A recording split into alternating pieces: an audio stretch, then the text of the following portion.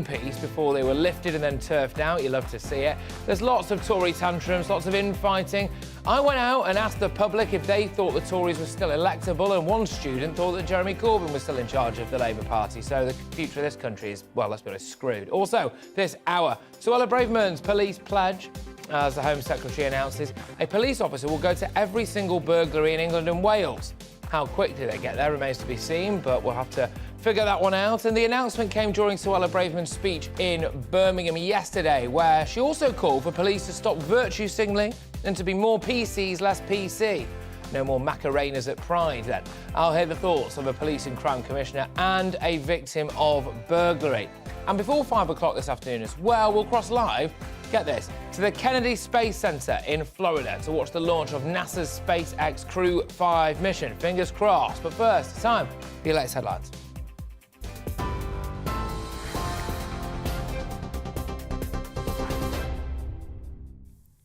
A very good afternoon to you. 3 minutes past 3. I'm Rosie Wright, keeping you up to date.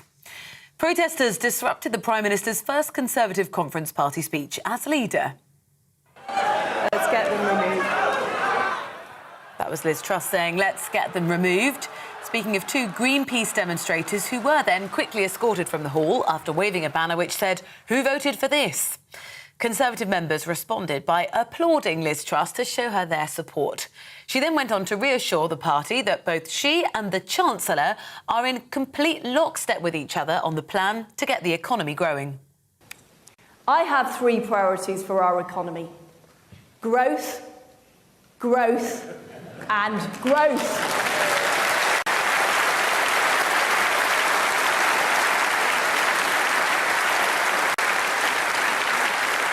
Growth means more money in people's pockets. It means businesses creating new jobs. Growth means people can feel secure and they can plan for their future. Fundamentally, growth helps people fulfil their hopes and their dreams. And that's why our dynamic new Chancellor and I will be taking action in 3 areas. Well, outside of the conference, the head of public affairs at Greenpeace, Rebecca Newsom, explained why they interrupted the Prime Minister's speech. This year we really felt we needed to make an intervention because nobody actually voted for a lot of what Liz Truss and her government are trying to do at the moment. Nobody voted for fracking, nobody voted to cut benefits, nobody voted to trash nature, nobody voted to scrap workers' rights. There's a whole host of things that the Conservative government were elected to do in 2019 that they're simply not doing. And we needed to take that message and represent the public. There's been more travel disruption today for rail passengers. The ASLEF and TSSA union members have been striking again over pay, jobs and conditions, affecting services across the country.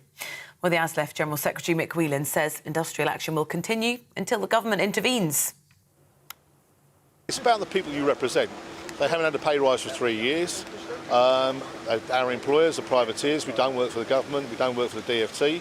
They seem to have done a rather corrupt deal with the government where they're not allowed to offer us a cost of living increase. So when we talk to our employers, they say you've got to talk to the government. And when we talk to the government, they say we've got to talk to our employers. After 3 years, our members have had enough. Police forces across England and Wales have agreed to send an officer to every home burglary. It's part of new measures to try to ensure more crimes are being solved and more offenders prosecuted. The National Police Chiefs Council says chief constables will work to ensure the approach is implemented as soon as practically possible. A 23-year-old Irishman's been killed while fighting in Ukraine. Rory Mason from County Meath had been engaged in a battle near the Russian border. His father, Rob, said the family was enormously proud of his courage, determination and selflessness by enlisting to support the country. Well, meanwhile, President Putin signed a law legalising the so-called annexation of 4 Ukrainian regions. That's according to Russian media. The European Parliament president said that sham referendums would not change the status of the areas. Well, on the ground, Ukraine continues to make gains in offensive operations along both the northeastern and southeastern fronts. The EU will use satellites to try to prevent attacks on energy infrastructure. Commissioner Ursula von der Leyen says the recent acts of sabotage against Nord Stream gas pipelines show how vulnerable the energy infrastructure is and that it needs protecting. She says it's in the interest of all Europeans to heighten security. We will make best use of our satellite surveillance capacity. We have these satellites in place. We have the capacity to do the surveillance, to detect potential threats. So this is also a matter of prevention and awareness. Just Stop Oil demonstrators have stopped traffic in central London and glued their hands to pavements. They're demanding that the UK government immediately stops the exploration, development and production of fossil fuels. Well, the protest started this morning in Westminster. Around 30 supporters blocked 2 junctions leading up to Lambeth Bridge. Yesterday, the Home Secretary said police must have all the powers they need to stop protesters who use guerrilla tactics. Well, one protester, Sean, explained why he's taking part. The government is subsidising billionaires and fossil fuel industries by millions of pounds a week. Green energy cannot keep up with that while those subsidies are still there. People will freeze and starve in their homes this winter because our government is more interested in insulating bankers' pockets than our homes. You're now up to date on GB News. I'll bring you more as it happens. Now, back to Patrick.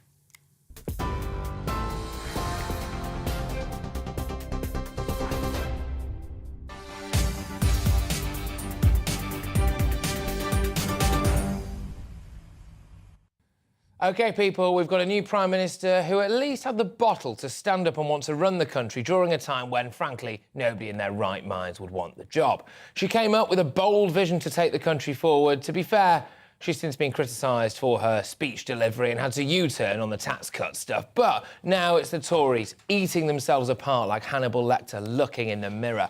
We've got Gove on manoeuvres. The Cabinet is disagreeing with itself. Kwasi Kwarteng trying to blame a think tank for his budget instead of just owning it. It's starting to look like some Tory MPs need to be reminded that if they still want a job, they have to stop bickering like a couple in the middle of a messy divorce. I went out and asked the public, the great British public, is the Conservative Party still electable? Definitely not. Why not? I think this week says it all, doesn't it? Well, we'll give you some specifics. They're all contradicting themselves constantly. So the infighting? Yes. OK, what about Labour? I think they're all as bad as each other, to be honest, at the moment. Yes, if in 2 years, like, their plan works, but they've got to hope, but they're waiting for crumbs to trickle down. They're giving a lot away to the top, and I don't think 2 years is going to be enough for the crumbs to trickle down to make a difference to people. Nope. Why not? Because they seem to be only caring for the rich people, mainly, and they don't have a plan for a green economy as well, setting the wrong priorities at the time, I think. Do you think Labour are electable?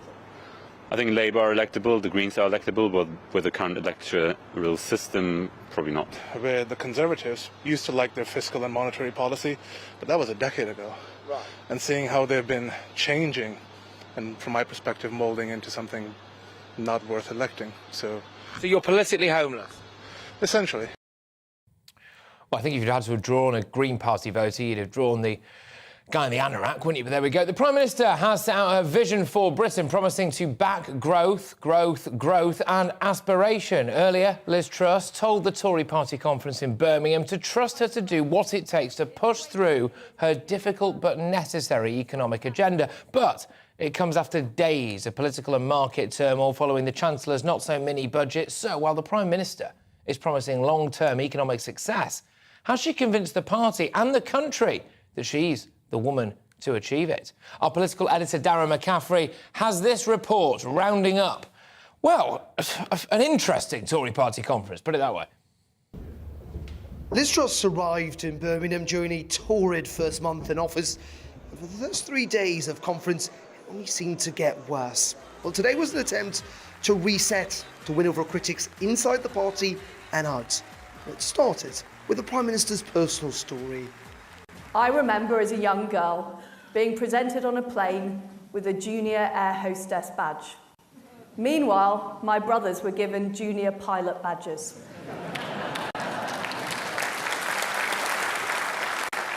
It wasn't the only time in my life that I've been treated differently for being female or for not fitting in. It made me angry and it made me determined. Determined to change things so other people didn't feel the same way. This was a speech that focused relentlessly on growth, challenging the status quo, one that attempted to pitch those that graft against those who oppose change. It's the people who make things in factories across our country. It's the people who get up at the crack of dawn to go to work. It's the commuters who get trains into towns and cities across our country. I'm thinking of the white van drivers, the hairdressers, the plumbers, the accountants, the IT workers, and millions of others up and down the UK. The Prime Minister was interrupted by some Greenpeace protesters asking who had voted for her changes. But it only seemed to unite members in the hall and provide the Prime Minister with a chance to hit back. Now, later on in my speech, my friends, I'm going to talk about the anti-growth coalition. But I think they arrived in the hall a bit too early. They were meant to come later on, so we'll get on to them. We'll get on to them in a few minutes. Though the most stinging criticism was for those in opposition. It's always more taxes, more regulation, and more meddling. Wrong, wrong, wrong. Well, it is exactly 1 month today since Liz Truss became Prime Minister, and despite the enthusiastic response here in the hall, it has been the most difficult of conferences, with talks of possible coups, cabinet splits, and even of our very survival as PM. The big question for Liz Truss now is, will this speech be enough to turn things around? And this is how it went down with members. She showed she knows what she's talking about. She got them in her hand after about 5 minutes, and then she just grew and grew and grew. There's not many gets that many standing ovations. I think she did very well. Yeah, no cheese speech moments. It was really good. I was a bit worried, but no, I think she did a great job, a really good job. I'm inspired by it. So that's what she needed to do, and she did it. Brilliant, absolutely fantastic, much better than expected. Before I was a bit worried, but now I feel very reassured, and she's strong, positive, and the ministers she's got behind her are brilliant. They are first-class ministers. You couldn't get them better, really couldn't. Oh, amazing. I really enjoyed it. It was very positive, very upbeat, and very excited. And also that interjunction by the eco-activists, I thought she handled very well, very calmly, and the response from the audience was amazing. So I couldn't be happier. Very happy. Exactly the same. Inspiration and lifting the conference which was needed. It's not going to be easy. Let's get real here. It's going to be a slow journey, but we're going to get there with Liz. Birmingham has provided a platform for those that disagree with the Prime Minister. Her speech might help win some of them back, but as she scurried to Westminster, she'll need to prove that she's got the strategy and steel to survive. Darren McCaffrey, the Conservative Party conference in Birmingham for GB News. Liz Truss there. She likes repeating words, doesn't she? Growth, growth, growth, wrong, wrong, wrong. But someone who's never wrong, wrong, wrong is our political reporter, Catherine Forster, who is right here as it happens. Catherine, thank you very much for joining me. Well, the Prime Minister obviously has had a challenging few weeks, it's fair to say, but despite her speech being disrupted by protesters, I actually thought the protest provided her with her best moment because it was off the cuff. It did, actually. She dealt with that well, and it gave her... She seemed relaxed, she took it in a humorous fashion, and she let it play into her, you know, we're going to go against this coalition of people against growth.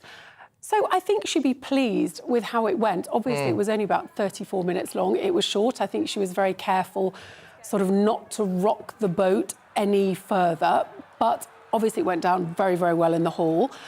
And... OK, she's sticking to her guns in that she's still saying growth, growth, growth. She's still saying whenever there's change, there will be disruption. And she's saying, I'm prepared to make the hard choices and I won't give in. But, of course, she already has done on the 45p tax cut. And although many MPs are very happy about that, quite a few of them, including Home Secretary Suella Braverman, are not. And they're saying you should have stuck to your guns. And basically, it's opened up the opportunity to rebels to get more things. Well, it's a little bit of a mess. Can I just say, from my opinion, I warmed to her quite a lot during that speech, but we'll have to wait and see, obviously, how that pans out going forward. But We've got Suella Braverman saying, well, she doesn't really think there should have been a U-turn, also then saying there had been some kind of coup. Then we've got Kemi Badenoch saying that was the wrong thing to say. Michael Gove's on manoeuvres. Grant Shapps, let's be honest, is not a happy bunny behind the scenes. Penny Mordaunt now coming out. Nadine Dorries saying that there should be an election. It is looking a bit messy, and I think when the party looks like it doesn't want to elect itself, how can they expect the country to want to? People do not like divided parties, do they? They don't want to see parties squabbling amongst themselves. When Labour had Jeremy Corbyn, there was a huge amount of infighting. The public don't like that. They want to see governments getting on with governing the country in a competent fashion. There was a word cloud put out earlier with the words most associated with Liz Truss. Incompetent was the top one. Her favourability rating currently -59. That's even worse than Boris Johnson just before he stood down, and even Jeremy Corbyn. The thing is, I would say, yes, that all of those things are true in terms of they're out there, but I do feel for her, really, in a sense, because, you know, the country's in a bit of a mess. She's inherited quite a bad situation, to say the least. I think people are just a bit sick and tired of politics in general at the minute. I don't really think she's shown too much genuine incompetence, maybe a misreading of a public mood, for example, but it's a tough time for her. Do you think the press can smell blood and they're really pumping this out there at the minute, or do you think it really is, you know, incompetence? I honestly think they're reflecting what members of the Conservative Party are saying. And she's not brought them with her, actually. She's not brought a lot of the members of the Conservative Party with her. She hasn't, and clearly it is an incredibly... I mean, who would want the job? Obviously, she did. Lots of them would. But really, you'd think who in their right mind would want the job? It's an incredibly difficult time globally for economies all around the world. Whatever she did, it was going to be very, very difficult. And she clearly believes very strongly, and as does Kwasi Kwarteng, that they have the answers, that if they can follow through with their plan, this will deliver, that people might not like it, but if they can get it through, she believes that very passionately. The trouble is, will she be able to? Because, as you say, her support base within the party was never very strong. I think only about 50 MPs voted for her originally in the first round. Less than a third of them voted for her in the final round. She was not their preferred choice. And what perhaps she could have done was brought more of them along with her, rather than appointing all her own supporters, leaving lots of people out in the cold who are now very upset and agitating round the sidelines. And even people like Penny Mordaunt, who are in the cabinet, obviously went for the leadership, didn't get it, are openly deviating from what's supposed to be cabinet responsibility. And this is the problem there. I can't help but wonder, because if the Tories get rid of another leader now, or I mean, she's not going to resign, is she, before the next general election, I mean, that in itself is just bonkers and makes you look unelectable, pretty much. So they can't really do that. So what is to be gained at the minute from not getting behind a new leader? It almost looks like Turkey's voting for Christmas. I think they're just now at a point that they've seen this, the most horrific poll. All the polls have been horrific for them lately, but the one that put them 33, that said, you know, in a general election, this could possibly result with the party being completely annihilated. Lots of MPs are really thinking, oh, my goodness, if she continues on this track, she's going to put us all out of office. But as you say, they've already had 4 PMs in 6 years. They've just elected her. They've elected her because they thought Boris Johnson was a liability. What do they do? I think it's... Thank you for all that, by the way. I'm sure we'll be revisiting all of this throughout the course of the show. Catherine Force today, who's our political correspondent, who's been bringing you bang up to date with everything that's been going on at Conservative Party conference, and lots to get stuck into. We could have spoken all day. I just want your views, though, back at home, or if you're listening, if you're driving in your car or watching online, whatever you're doing, gbviews at gbnews.uk. Do you think it's all very well and good, some of the Conservative MPs now coming out against Truss? Bless her, she's hardly been in the job 2 minutes, and also, the only reason she is in the job is because, basically, they ousted Boris Johnson, didn't they? So what do you make of all of that? But moving on, police chiefs in England and Wales have promised now to send an officer to every burgled home. So the pledge means forces will be obliged to investigate all burglaries, regardless of location or what items were stolen. It's after the Home Office figures for the year to March showed that a shocking amount, just 6.3% of robbery offences and just 4.1% of thefts in England and Wales resulted in charges, which actually, frankly, is why so many people are out on the rob, isn't it? Because they know there's basically no chance of them getting caught. But this afternoon, there's been questions asked about these plans. A senior officer has said that it risks becoming another box-ticking exercise unless proper resources are provided. Look, I think this is a great idea, personally. In an ideal world, it is. Of course it is. You'd want someone to go around and knock on your front door, and quickly, may I add, if you'd had a break-in. But can they? And that's the questions that we're going to be asking, because the Home Secretary made the announcement in her speech at the Conservative Party conference yesterday. Suella Braverman also said police, and I think this will go down rather well with a lot of you, need to stop pandering to identity politics, more PCs and less PC, although, given that that's my initials, I'm not sure what she meant by that. But joining me now is the Conservative Police and Crime Commissioner for Hampshire, Donna Jones. And Donna, we spoke to you live from Tory Party conference just before Suella Braverman's speech, so now I'm speaking to you at the earliest possible opportunity I could get to speak to you afterwards. In a practical sense, OK, whilst it sounds great and people want it, your nan's house gets burgled and broken into and someone steals her jewellery or a safe or whatever, in a practical sense, have we got enough police officers to send round to every burglary? Well, Patrick, when it comes to things like burglaries, yes, police do have enough police officers. That's why the government have given us 20,000 additional police officers, of which 3/4 have now been recruited. You know, burglary is a really horrible, invasive crime, and it's right and proper that every chief constable in the country prioritises the resources they have, even though we all know we need more police. And I'm not saying that we have a plethora and we have a bountiful supply. We do need more, but chief constables should be prioritising this particular crime. It's an awful crime. It often leaves a real dent on people's feelings of security and safety at home, and that's why it's right and proper that Suella Braverman came out and made that statement. She wrote to all police chiefs, PCCs, the College of Policing, the Inspectorate 10 days ago saying this. And I'm really pleased that in my force in Hampshire and the Isle of Wight, we were the first out of the blocks on Tuesday morning last week. I was the first PCC in the country, along with my acting Chief Constable Ben Snuggs, to come out and say we will be going to 100% of dwelling house burglaries. Is it easy enough to get there, though? Because I think, you know, what people might be concerned is that the length of time that it takes someone to get there, if there's a lot of other stuff on. I mean, I had a knock on the door from the police the other day, which will come as no surprise to anyone who watches this show regularly, but they said, oh, hi, we've got reports of some shouting, right, not in my flat, just in the block of flats. And I was like, right, OK, well, when was it? They went 2 weeks ago. I mean, you know, someone might have moved house by the time the police get round to check if you've been burgled, is that right? Well, look, I don't want to make aspersions here, and perhaps you're living in the Metropolitan Police Service area, but if you are, I think it's safe to say the Met has some significant reorganisation to do. They are massively under pressure. They are struggling to recruit police officers. If you're living in and around the London area, that doesn't surprise me. That's not necessarily the case, and it's not reflective of policing across the rest of the country. But like I say, 20,000 more police officers, I hope that's just a start. Going into the next general election, I anticipate both party going in with pledges of more police officers. It's certainly what they should be doing. Yeah, no, I mean, it absolutely should be. And I think if there's the resources there for it, then frankly, there's no excuse. And it's nice to hear that your force was straight out the traps when it came to going and checking on people's places being burgled. Hopefully that's more of a deterrent again, frankly, to... If it reduces burglaries by putting people off, because at the minute there's not a huge amount of deterrent necessarily, and if they think that the police are definitely going to go around, more chance of fingerprints being taken, etc. I'm going to be speaking shortly to someone who was a victim of burglary. So I just want to move away from that for now with you and just ask you about something else that Suella Braverman said, which was the virtue signalling, the PC brigade, as I'm calling them.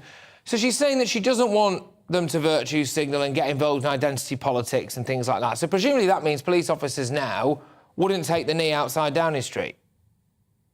Yeah, she's made it very clear as Home Secretary, which is what should have been done previously. And Priti Patel did do this after events had occurred, as we know. But Suella's made it clear. Police officers taking the knee, not acceptable. Less time spent on non-crime hate incidents. Less time on inadvertently policing the pronouns on somebody's email. And she was just being generous. She was trying to give an indication of less focus on those less impactful things, more focus on the big stuff, on the serious violence, on homicides. She also spoke, and she's written to all of us in police leadership across the country, about a focus on neighbourhood policing, on ASB, on car thefts, on drug taking, on street corners, kids and drugs in parks. She's really, I mean, I thought her speech yesterday was excellent, by the way. She got not one, but 2 standing ovations during her speech. I was there with her in the auditorium. I was sat at the front supporting her. I met with her as well yesterday morning, as well as Friday of the week before. So I've already had quite a lot of time with the Home Secretary to really sort of give her that view from commissioners and from police chiefs across the country on what exactly is going on. She's about getting back to basics. Like you said, more PCs, but less PC. More police constables on the street and less being politically correct. She absolutely means business. She spoke about the migrant vote. She spoke about the Rwanda policy. You know, her speech from a Home Secretary, as long as it can be delivered, she had it all in there. Well, that's the thing. Delivery is what actually the ticket that Liz Truss stood on. But anyway, Donna Jones, thank you very, very much. That's Police and Crime Commissioner for Hampshire. Right, OK, loads to get stuck into here. No time to breathe, really. So this is GB News Live with me, Patrick Christys, and coming up, we're going to be doing in a little bit anyway, a case study of someone who was burgled. But before that, the RAC is claiming that motorists are being ripped off at the pumps by at least 10p per gallon because retailers are pushing up their profits. If you're in your car now listening to this on the radio, how does that make you feel? Are we putting that accusation to the Petrol Retailers Association? I will be back in a tick. Don't go anywhere.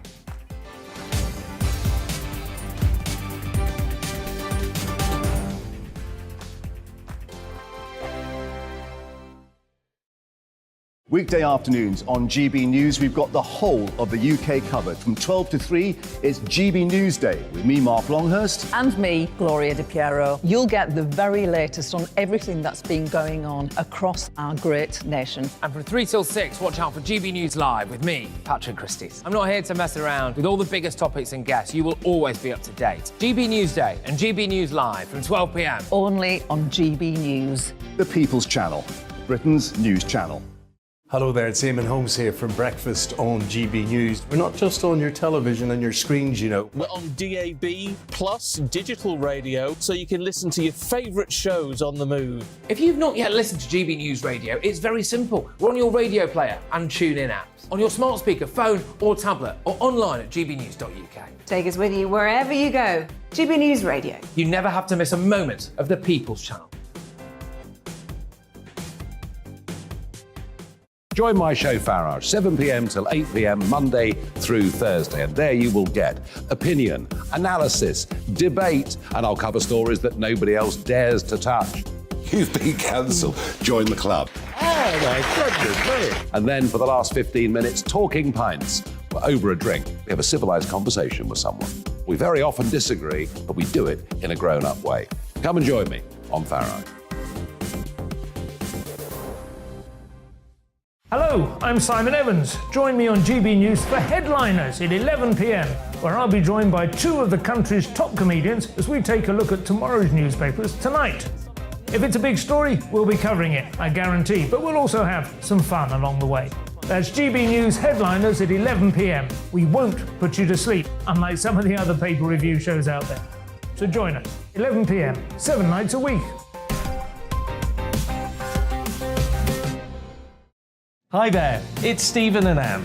At breakfast from 6 a.m, you'll always be caught up with everything you need to know, the latest headlines, opinions and debates. We'll bring you the good news and the bad, but most of all, we're here for you. Remember, send in your views and let us know what you would like us to talk about. That's because we're your news channel. And every morning at 6 a.m, it's breakfast on GB News. I'm Dan Wootton. Join me Monday to Thursday from 9 to 11 for the feistiest and most fun news debate on TV, where free speech reigns. I'll bring you a sharp take on the day's biggest stories, bombshell newsmaker interviews, and A-list guests. And I guarantee you, no spin, no bias, no censorship, and no reason to go to bed. That's Dan Wootton tonight, Monday to Thursdays from 9 on GB News.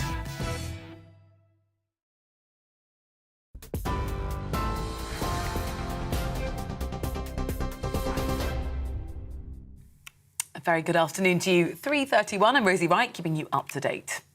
The Prime Minister's promised to make hard choices to get the economy growing again. After being heckled by Greenpeace protesters, who were quickly ejected from the Conservative conference, Liz Truss described the demonstrators as enemies of enterprise. Party members responded with their applause to show support. She went on to reassure the party that both she and the Chancellor are in complete lockstep with each other. Growth means more money in people's pockets. It means businesses creating new jobs.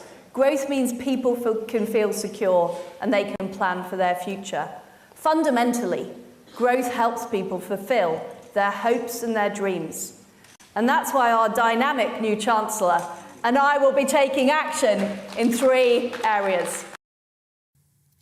Irishman Rory Mason's been killed while fighting for Ukraine's International Legion near the Russian border. The 23-year-old's father said his family is enormously proud of his courage, determination and selflessness by enlisting to support the country. There's more travel disruption for rail passengers. ASLEF and TSSA union members are striking again over pay, jobs and conditions affecting services across the country. ASLEF General Secretary Mick Whelan says the industrial action will continue until the government intervenes. We're on your TV, online and DAB+ radio. It's GB News.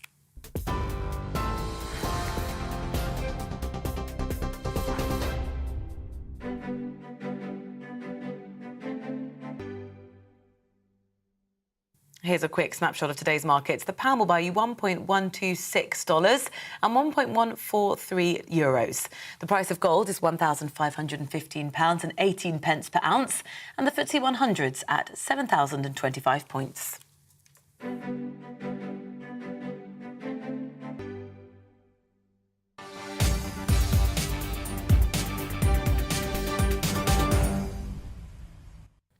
Yes, welcome back, everybody. Patrick Christys here with GB News Live. I must say, I've been loving some of the emails that have been coming in so far. A lot of you, it would appear, want people to just give Liz Truss a chance, but we're going to veer away from politics for a moment and talk about drivers and motorists, because apparently you, if you are one, are missing out on a 10p cut in petrol prices due to major retailers hiking profit margins. That's according to the RAC. So the motoring organisation says they should have benefited after oil prices plummeted in September and the average price of a litre of fuel in the UK fell by nearly 7p to 162.9 pence.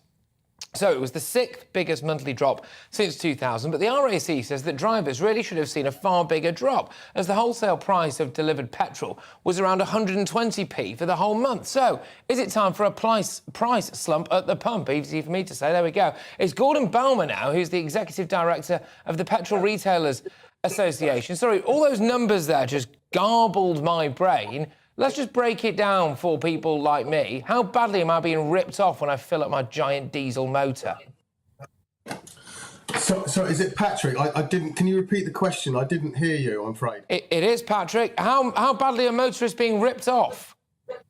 Well, they're not being ripped off. If you actually look at the RAC report, our organisation represents the independent retailers, many of them small retailers, and they do actually say that they will have noticed, or motorists will have noticed, that many smaller forecourts are now selling fuel much cheaper than the supermarkets. So our members actually have tried to reflect a fair rate for fuel. But the other thing that just to also say is that costs are rising at the moment to operate a forecourt, and obviously that has to be reflected in the pump price. OK, yeah, but I mean, I suppose some people might say, though, that realistically it's gone down. I mean, as far as I can see here, I've got some of these stats at the minute. The average price of a litre of fuel in the UK fell by nearly 7p, apparently to 162.9p. It's the biggest monthly drop since 2000, but apparently that's not been passed on. Is that right?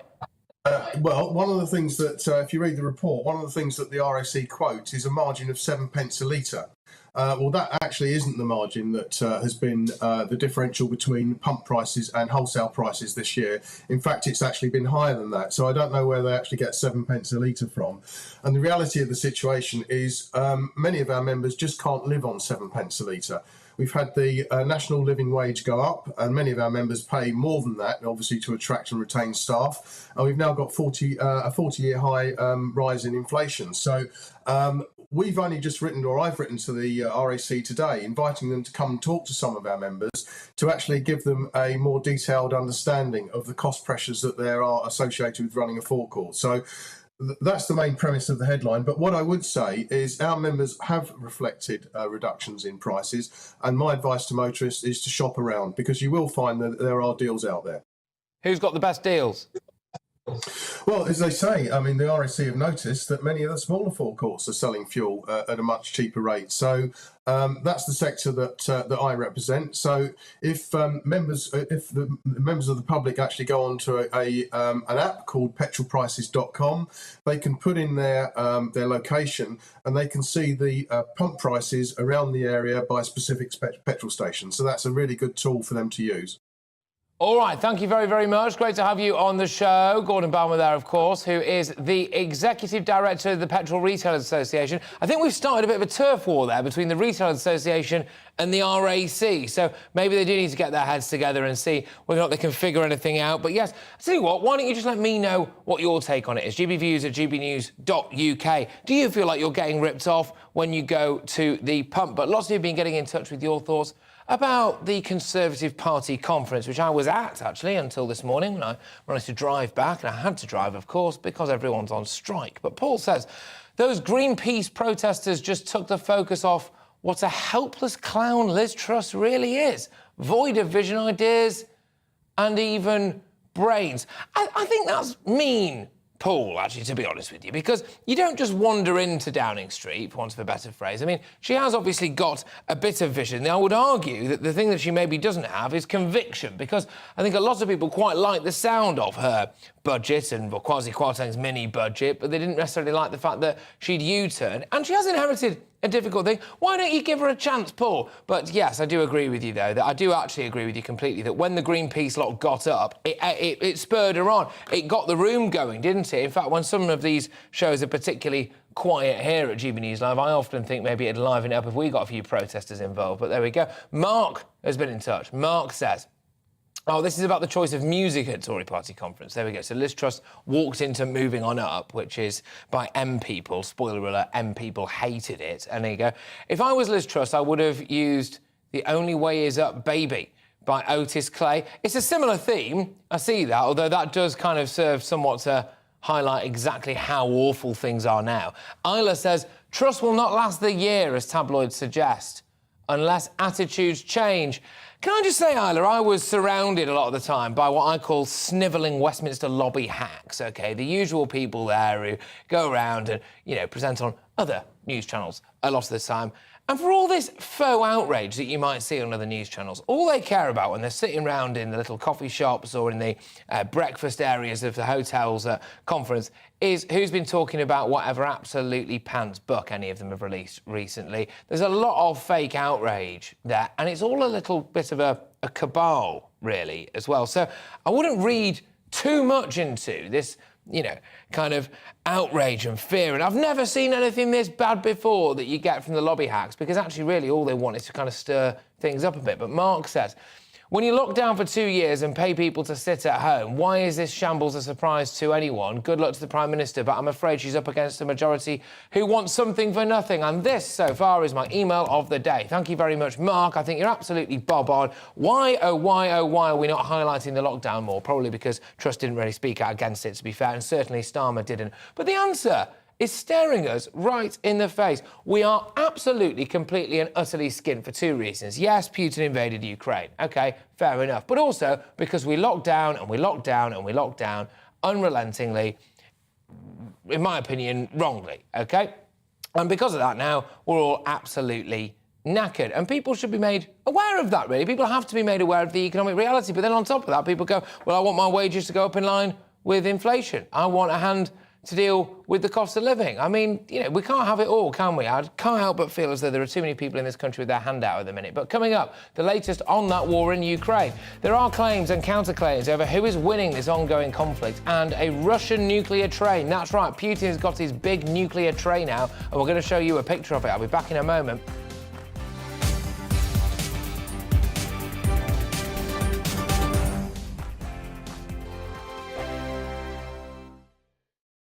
Weekday afternoons on GB News, we've got the whole of the UK covered. From 12 to 3, it's GB News Day with me, Mark Longhurst. And me, Gloria Di Piero. You'll get the very latest on everything that's been going on across our great nation. And from 3 till 6, watch out for GB News Live with me, Patrick Christys. I'm not here to mess around with all the biggest topics and guests. You will always be up to date. GB News Day and GB News Live from 12 p.m. Only on GB News. The People's Channel, Britain's news channel.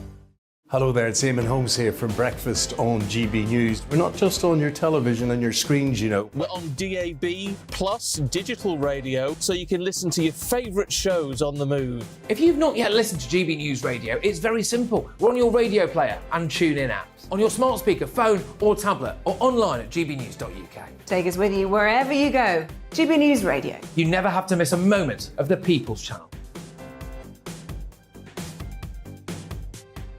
Join my show Farage, 7 p.m. till 8 p.m. Monday through Thursday, and there you will get opinion, analysis, debate, and I'll cover stories that nobody else dares to touch.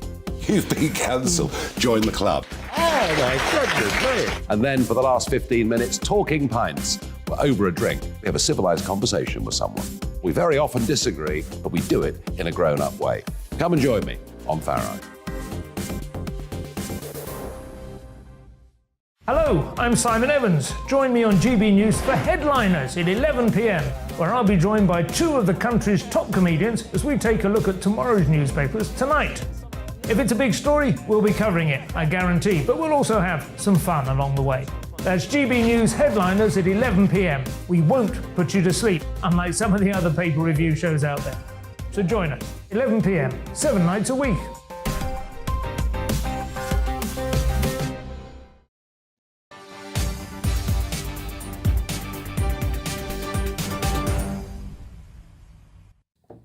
Welcome back, everybody. Now, Russian President Vladimir Putin formally announced that he was annexing 4 regions of Ukraine last week. However, Ukraine is still making strong advances, and those watching on TV or online will be able to see on a delightful map there of those Ukrainian advances. And forces are currently taking back key areas in places such as Kherson, Kharkiv and Donetsk. In fact, yesterday we could reveal live on air with former presidents of Ukraine, Petro Poroshenko, who told me exclusively, actually, that he'd just learned that areas of Kherson had been taken minutes before he came on air, so it's a bit of a scoop for us. But while video footage from Russia has shown a convoy of vehicles on a train belonging to a Russian military unit that handles nuclear weapons, that's heading towards Ukraine. So ominous stuff, sinister stuff. I think a lot of us wondered, didn't we, how Putin was going to react if, as and when, there were significant losses. Would he quite literally go nuclear? Well, earlier today, the Kremlin spokesperson, Dmitry Peskov, pesky to his mates, has pledged to retake annexed areas and said that they will be Russia forever. Well, joining the show now is Hannah Shelest, who's the Director of Security Programmes at the Foreign Policy Council Ukrainian Prism. And I've got Gwithian Prinz as well, who's a former advisor for NATO and the Ministry of Defence. Both of you, thank you very, very much. I'll start with you, Hannah, for no reason other than the fact that you came up first on my running order here, Director of Security Programmes at the Foreign Policy Council Ukrainian Prism. What's your take on what's going on at the minute then? Because as Putin threatens to retake these areas, if he can't do it through conventional means, is he going to go nuclear? Definitely he is talking about this, because to accept the defeat from the Ukrainian armed forces, that is something completely unacceptable for Mr. Putin. But at the same time, 7 months ago, we already heard that he could take Kyiv, the capital of Ukraine, in 3 days. And as for now, for the last few weeks, he lost much more than what he gained for the last 7 months. But can he use the nuclear weapons? That is another question. Theoretically, considering his psychopathic moods, as for now, he can do wherever possible or impossible.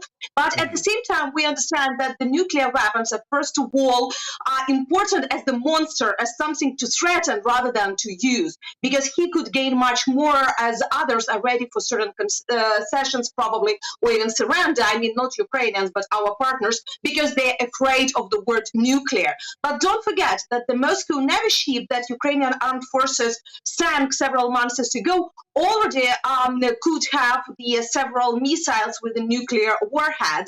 So this threat being all these 7 months on the agenda. OK, I will bring you now in, Gwithian Prinz, the former advisor for NATO and the Ministry of Defence. Presumably you must do war games, right? So tell me, what's going to happen next in this particular situation? You must have war gamed this scenario. What's going to happen?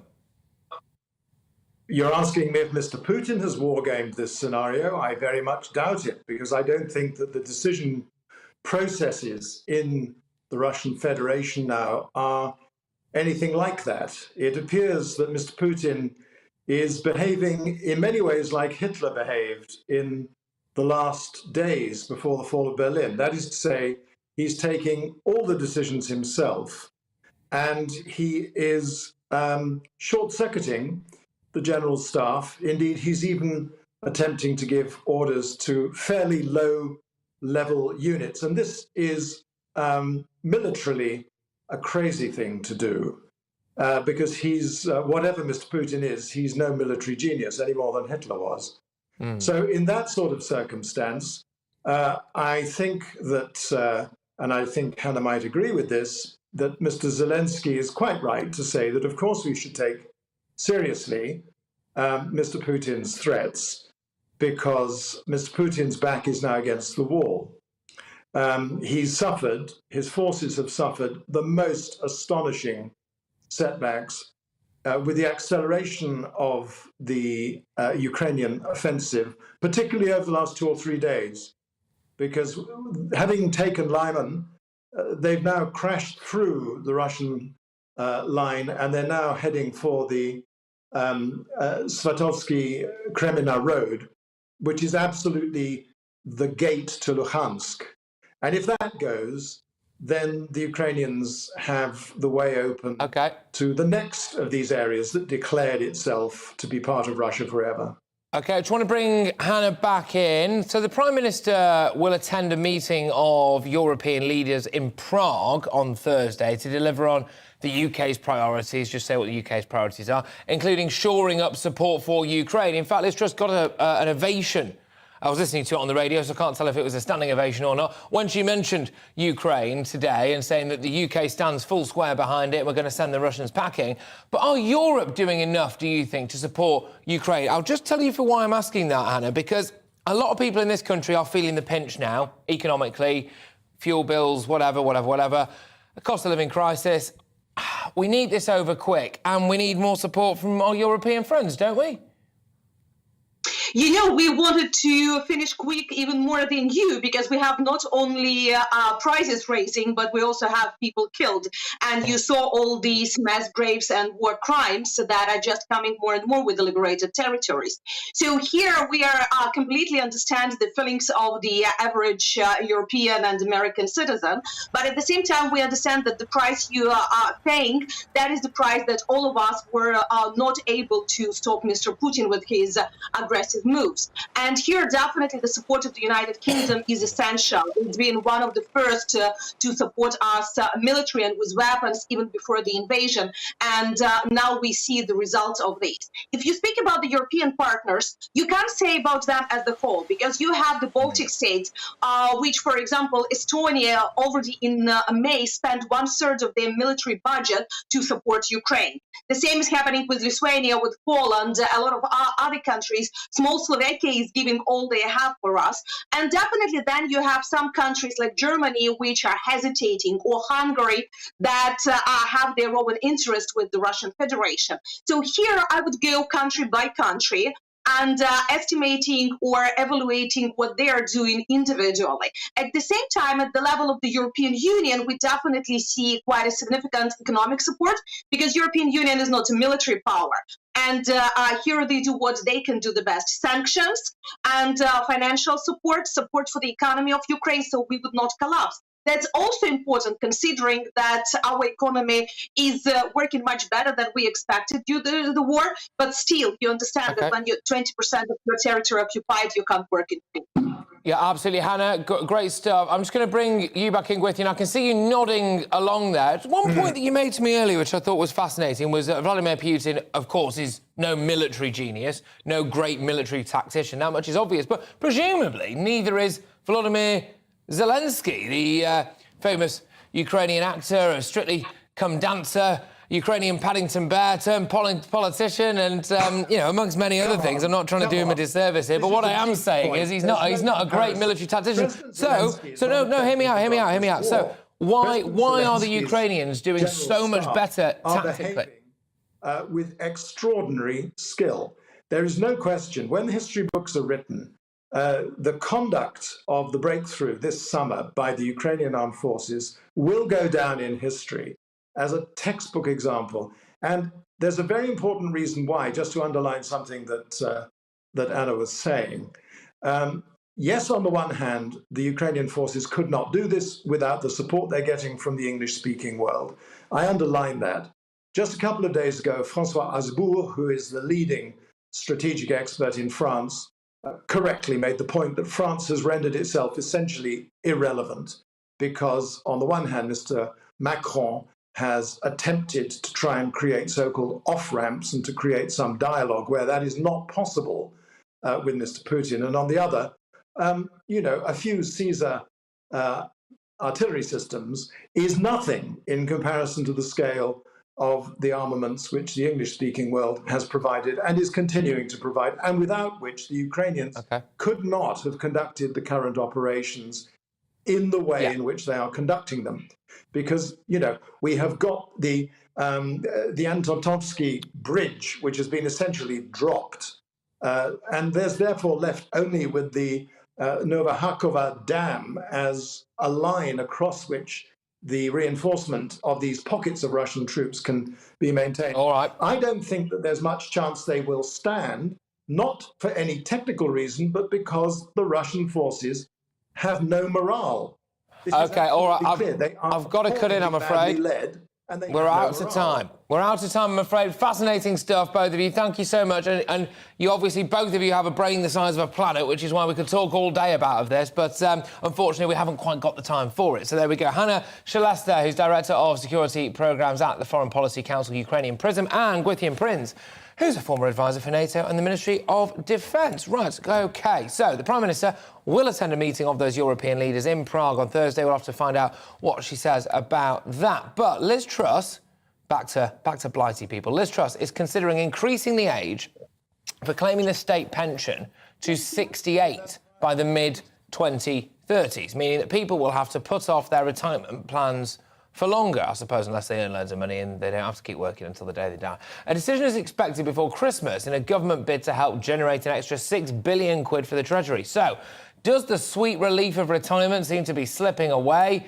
Oh, goodness me, look at some of those pictures. I don't think I ever want to retire. But Harry Mount is the editor of the magazine The Oldie, and he joins me now. Harry, you know, in a modern world, do people really want to retire? Don't they just want to go and, I don't know, work at B&Q? I certainly want to go on working. I'm 51. I'd hate to retire at 68. I want to go on working till I die aged 100. But I'm lucky enough to have a job I really enjoy, and lots of people don't have that privilege. But they don't really have the choice. The other problem is if they're not fit enough to do it. I mean, people are living longer, but they're not necessarily living healthy lives longer. So some people aren't capable of work at that age, at the age of 68. But if you are capable of working at 68, as we get older and in a country that's pretty broke, I see no reason why you shouldn't go on working. Well, this is an uncomfortable truth, isn't it? That especially in a country now where we're a bit skinned, right? Which is, you know, people should be working to an age if they can, not if they've got a disability or anything like that. Yes. That's the way the world works. It's not in a handout society where, there you go, you've hit 60, your life expectancy now is goodness knows what, probably in the 70s, I would have thought, or early 80s, or may well be by the time that they get around to that. You know, well, probably should carry on working, shouldn't you?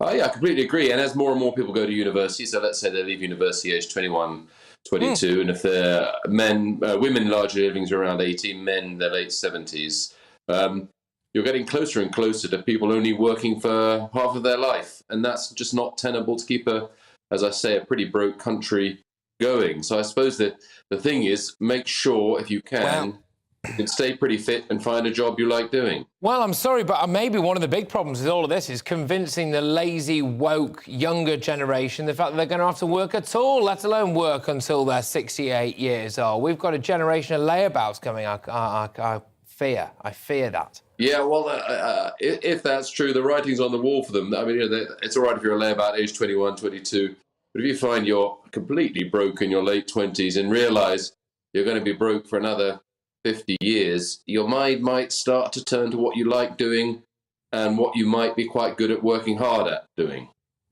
I'm just wondering whether or not there's a way of just monetising the elderly, OK? Because at the moment, I know there's so many people, I feel so sorry for a lot of people who are, well, goodness gracious me, I mean, 80s, 90s, whose minds are all there, completely sharp, but the body, bless them, has given out, and that will come to us all one day at some point in our lives. And I'm just wondering, is there a way that we can still get those people working? Because it would potentially stave off elderly loneliness, it would keep them active and therefore mentally fitter, let's be honest, and stop their misery, and potentially also contribute to the economy. I don't suppose you've got any solutions for me there, and I'll just put you on the spot, but there's got to be a way that we can do something for these people.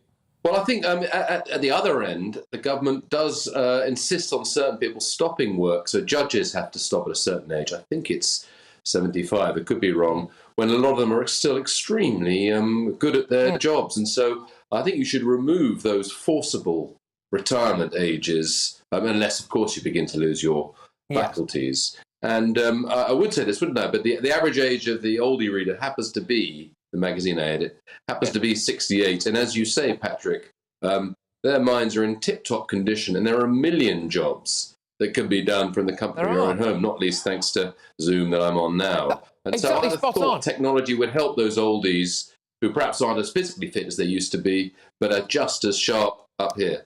I agree. Get the elderly technologically trained, not that some of them aren't already, of course. Get them on Zoom, get them adapting to this work-from-home culture, and if they can, I think the vast majority of the elderly people would love to continue to contribute towards the economy and the workforce. Harry, thank you very much. Harry Mount, I'm going to have to leave it there, I'm afraid, editor of magazine The Oldie, who was just discussing the fact that, well, how would you feel, I suppose, if the retirement age goes up to 68? Hey, maybe you fancy putting your feet up, and all power to you if you do. I'm not judging anyone here, but I think it might be nice to work as long as people can, surely. But maybe that's just because I love my job. Anyway, stay with me, Patrick Christys, right here on GB News Live, because coming up, more on the Home Secretary's police pledge, as she announced all police forces will visit anyone who's reported a burglary. She also talked tough on plans, and this is a kicker, to deport foreign criminals. Some shocking case studies there. We had a chap who was a South African rapist and a Pakistani paedophile, and we were unable to get rid of either of them. I'll be back in a moment.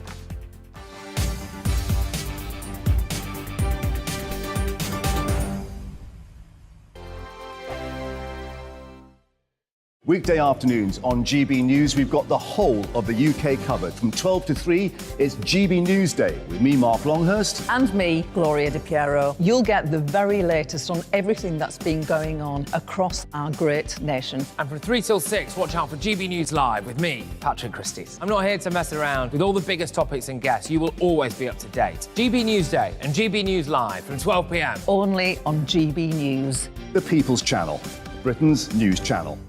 Hello there, it's Eamon Holmes here from Breakfast on GB News. We're not just on your television and your screens, you know. We're on DAB plus digital radio, so you can listen to your favourite shows on the move. If you've not yet listened to GB News Radio, it's very simple. We're on your radio player and tune-in apps, on your smart speaker, phone or tablet, or online at gbnews.uk. Take us with you wherever you go. GB News Radio. You never have to miss a moment of the People's Channel. Join my show Farage, 7 p.m. till 8 p.m. Monday through Thursday, and there you will get opinion, analysis, debate, and I'll cover stories that nobody else dares to touch. You've been cancelled. Join the club. Oh my goodness me. And then for the last 15 minutes, talking pints. We're over a drink. We have a civilised conversation with someone. We very often disagree, but we do it in a grown-up way. Come and join me on Farage. Hello, I'm Simon Evans. Join me on GB News for Headliners at 11 p.m, where I'll be joined by two of the country's top comedians as we take a look at tomorrow's newspapers tonight. If it's a big story, we'll be covering it, I guarantee, but we'll also have some fun along the way. That's GB News Headliners at 11 p.m. We won't put you to sleep, unlike some of the other paper review shows out there. So join us, 11 p.m, 7 nights a week.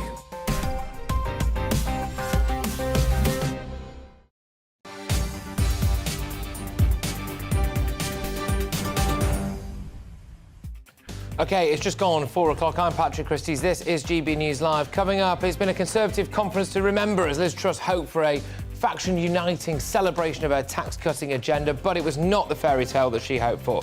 Cabinet members broke rank, publicly criticised each other and accused Tory colleagues of staging a coup. Earlier, the Prime Minister had set out a vision for the UK in a keynote speech, saying that she was going to make the difficult but necessary choices to get economic growth and pledge to steer the country through the tempest and get Britain moving. I'm going to be focusing in a little bit later on, of course, on the stuff from our new Home Secretary. Now, this is where it gets really, really exciting, because she's criticised modern slavery legislation, which allowed foreign criminals to remain in the UK and, crucially, re-offend, which I think we can all agree is absolutely staggering. Why is it so tough to deport people, come over here and do things like rape children and murder people? Why on earth is it so difficult to get them out of this country? But is her pledge to deport more of these criminals a realistic aim? And before 5 o'clock this afternoon, we will cross live to the Kennedy Space Center in Florida to watch a massive rocket go off. Fingers crossed, but before that, it's your news.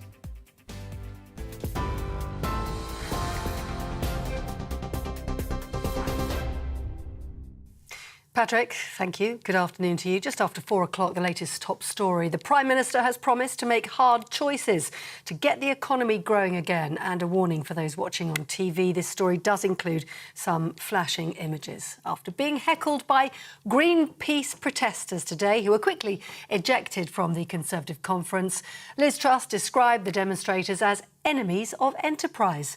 Party members responded with applause to show their support, and she went on to reassure them that both she and the Chancellor were in complete lockstep, as she put it, with each other. I have 3 priorities for our economy: growth, growth and growth.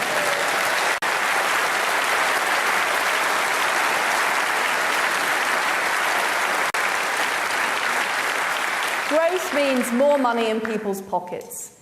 It means businesses creating new jobs.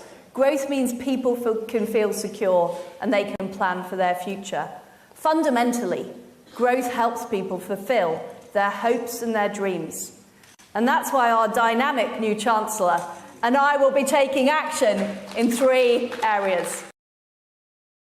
Liz Truss speaking earlier on today. Well, away from politics, there's more travel disruption today. ASLEF and TSSA union members are once again striking over pay, jobs and conditions affecting services right across the country. The ASLEF General Secretary, Mick Whelan, says the industrial action will continue until the government intervenes. It's about the people you represent. They haven't had a pay rise for 3 years. Our employers are privateers. We don't work for the government. We don't work for the DfT. They seem to have done a rather corrupt deal with the government where they're not allowed to offer us a cost of living increase. So when we talk to our employers, they say you've got to talk to the government. And when we talk to the government, they say we've got to talk to our employers. After 3 years, our members have had enough. A man who caused a gas explosion which killed a toddler in Lancashire has been sentenced to 15 years in jail.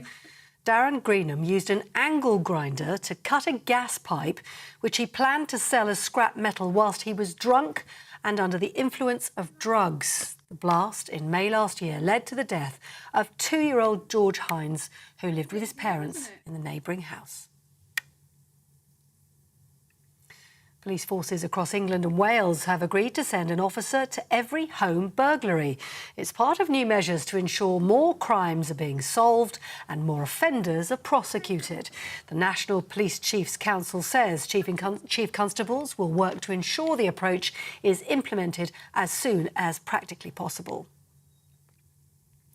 A 23-year-old Irishman has been killed while fighting in Ukraine.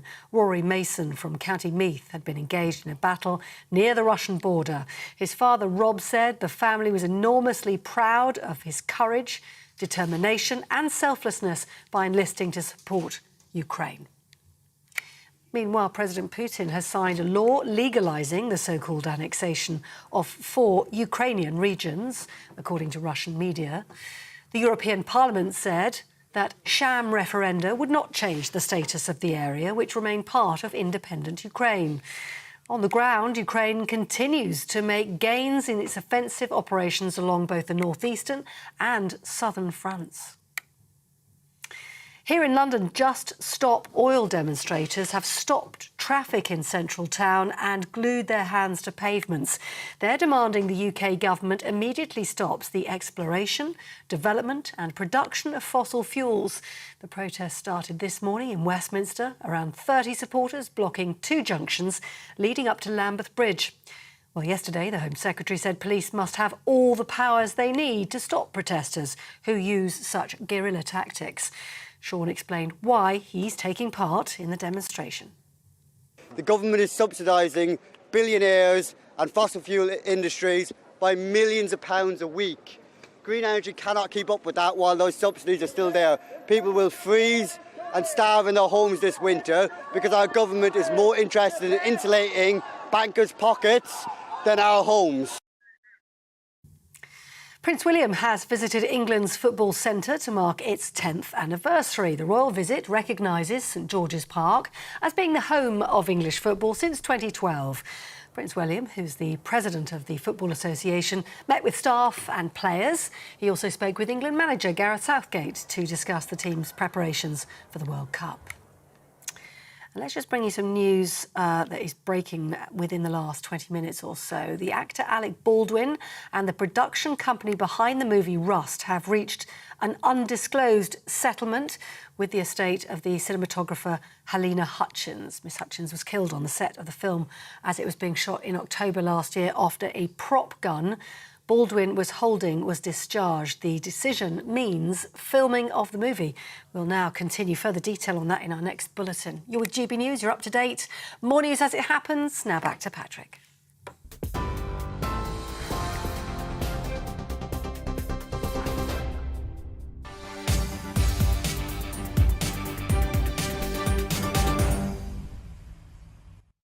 OK, yes, welcome back, everybody. It was her first conference speech as Conservative Party leader, in which Liz Truss vowed to continue with her economic policies despite any disruption that it may cause.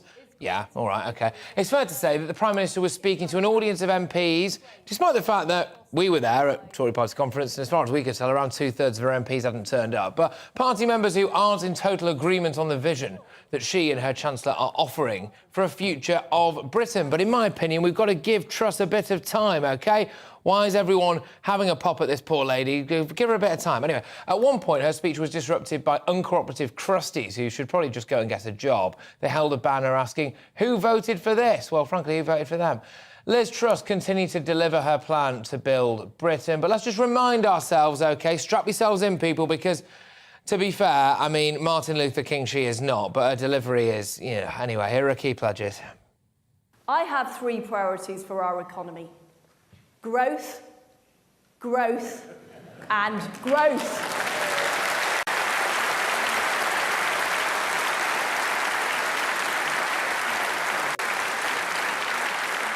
Growth means more money in people's pockets. It means businesses creating new jobs. Growth means people can feel secure and they can plan for their future. Fundamentally, growth helps people fulfil their hopes and their dreams. And that's why our dynamic new Chancellor and I will be taking action in 3 areas. First of all, we will lower our tax burden. Over the summer, we had a robust debate, and the Conservative Party will always be the party of low taxes.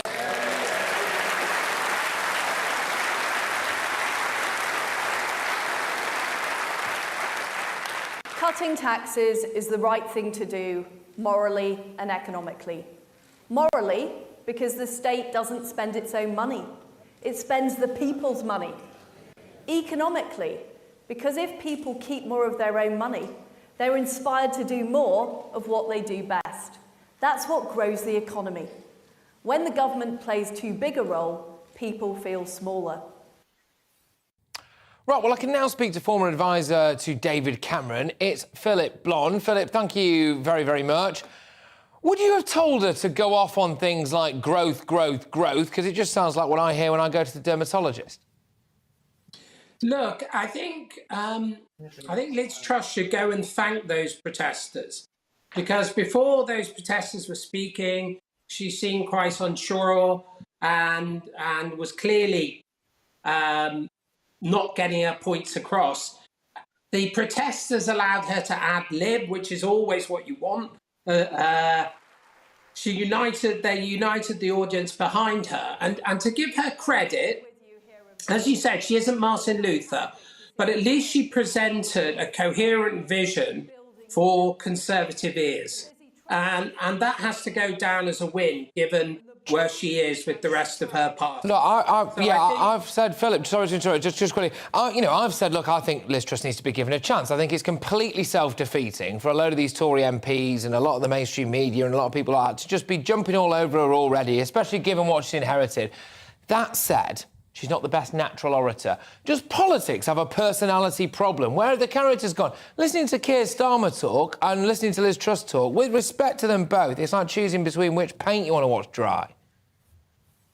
Look, we police charisma and personality out of politics because people with charisma and personality make all sorts of excessive gestures that get penalised by the media. So we go for ever more boring, safer options. And, the media plays a role in that as well. And I kind of agree with you that and also the selection process for MPs is very secretive. It's not public. It has a public dimension, but there's always a secret committee behind the scenes. And they only want people who are compliant. They want people who will just do what they say. And I think one of the problems we have now in British politics is the relatively poor level of MPs that we get. Because we go for kind of the normal and the average, we don't get the particularly gifted. And I think that is a problem. But I don't think we can hold against some politicians if they don't speak well. What really matters is the quality of her ideas. Now, what I think Liz Truss managed to do was actually give a coherent picture. Now, the trouble is that in the voting population, only 6% of people support cutting back the state and reducing taxes. What she is offering to the British public, to all voters, according to the British Social Attitude Survey. Just Philip, I'm sorry, but if you go down the pub, right, people are not and have never been sitting there talking about, have you heard about that 45p tax? The only reason they were talking about it is because she announced it and then she reversed it. What they are talking about is what's going on in the Channel, why we can't send a Pakistani paedophile back to Pakistan, why we can't lock up somebody who's been doing all goodness knows what's on the streets of Britain, why police are taking the knee outside Downing Street. They're talking about this stuff, and so it's no wonder, is it, that Suella Braverman got arguably the best reception of anyone at conference. Why did Truss decide to focus on tax and things like that and not actually toss a bit of red meat out there? Well, the point is, and here I agree with you, is the Conservative Party still doesn't understand its electorate. Its electorate that voted for it in 2019 is still ignored by the majority of the party, who remain Southern free market liberals. And they're social liberals and they're economic liberals, but the voters are not. Their voters want a state that works, and that includes a police service that doesn't, arrest people for what they say on Twitter, like Sussex Police is persecuting this lady for posting tweets that she didn't actually probably post at all. We do need the police to arrest criminals. We do need a health service that works, which it currently isn't. And we need a state that works. And the problem that Truss has is she's a creature of the 1980s, offering a policy mix that people don't want. That's the wider problem that's a massive has. problem, That's why she has the resistance from her MPs. Yeah, well, that's not really the sell, is it? That Liz Truss wanted a creature from the 1980s offering a policy mix that people don't want. I don't know. It's like trying to be a member of the tourist board at Raqqa, isn't it? But there we go. Anyway, Philip, thank you very, very much. Philip Blond there, who is a former advisor to David Cameron. I'll have to get him back on. Look, all joking aside, I think it's a really interesting one, this, for me, because I want to give Liz Truss a chance, and I think she deserves a chance completely. And I also don't think she should take too much flack for not being the best natural orator. But then you've got that kind of fine balance, haven't you? Because part of charisma is a massive part of being Prime Minister, and no one forced her. No one was stood behind her with a cattle prod, were they, saying you have to be Prime Minister. So she has to, face a little bit of criticism for her delivery at the same time as me not trying to, bash the Tories and all of that stuff. We've got far too much of that. But anyway, the new Home Secretary, Suella Braverman, talked tough, here we go, on the deportation of foreign criminals in her speech to the Conservative Party conference yesterday. It was a pleasure to watch that, actually. The former Attorney General hit out at the European Court of Human Rights for stopping the first deportation flight to Rwanda. She also criticised modern slavery legislation for allowing criminals to remain in the UK and offend again. Sickening. She even gave a case study of in fact, I believe we can see it now. Let's do it. In one case, a convicted sex offender from South Africa had spent a year in prison. He was about to be deported from the United Kingdom, and lo and behold, he made a claim of modern slavery. Our removal was stalled, and in this time, he went on to commit a further rape. He's now behind bars, but when he's released, well, it's all so terribly predictable. Yeah, there we go. I mean, can you imagine that? Can you imagine trying to justify to a victim of, goodness me, rape, or the family of a murder victim? Sorry, this particular chap, we had him locked up for a heinous crime, and then just as we were about to let him out, he pled modern slavery on pretty much no grounds whatsoever, despite the fact that he probably paid a heck of a lot of money to come here in the first place. Some would say voluntarily, almost exactly not like a slave, and then he's gone out and raped your daughter or murdered your son, and we've had to keep him here again. It is shocking, a cycle of letdowns and disappointments for the British public. So how are foreign criminals using modern slavery legislation to their advantage? It's going to be a key thing when it comes to deporting them.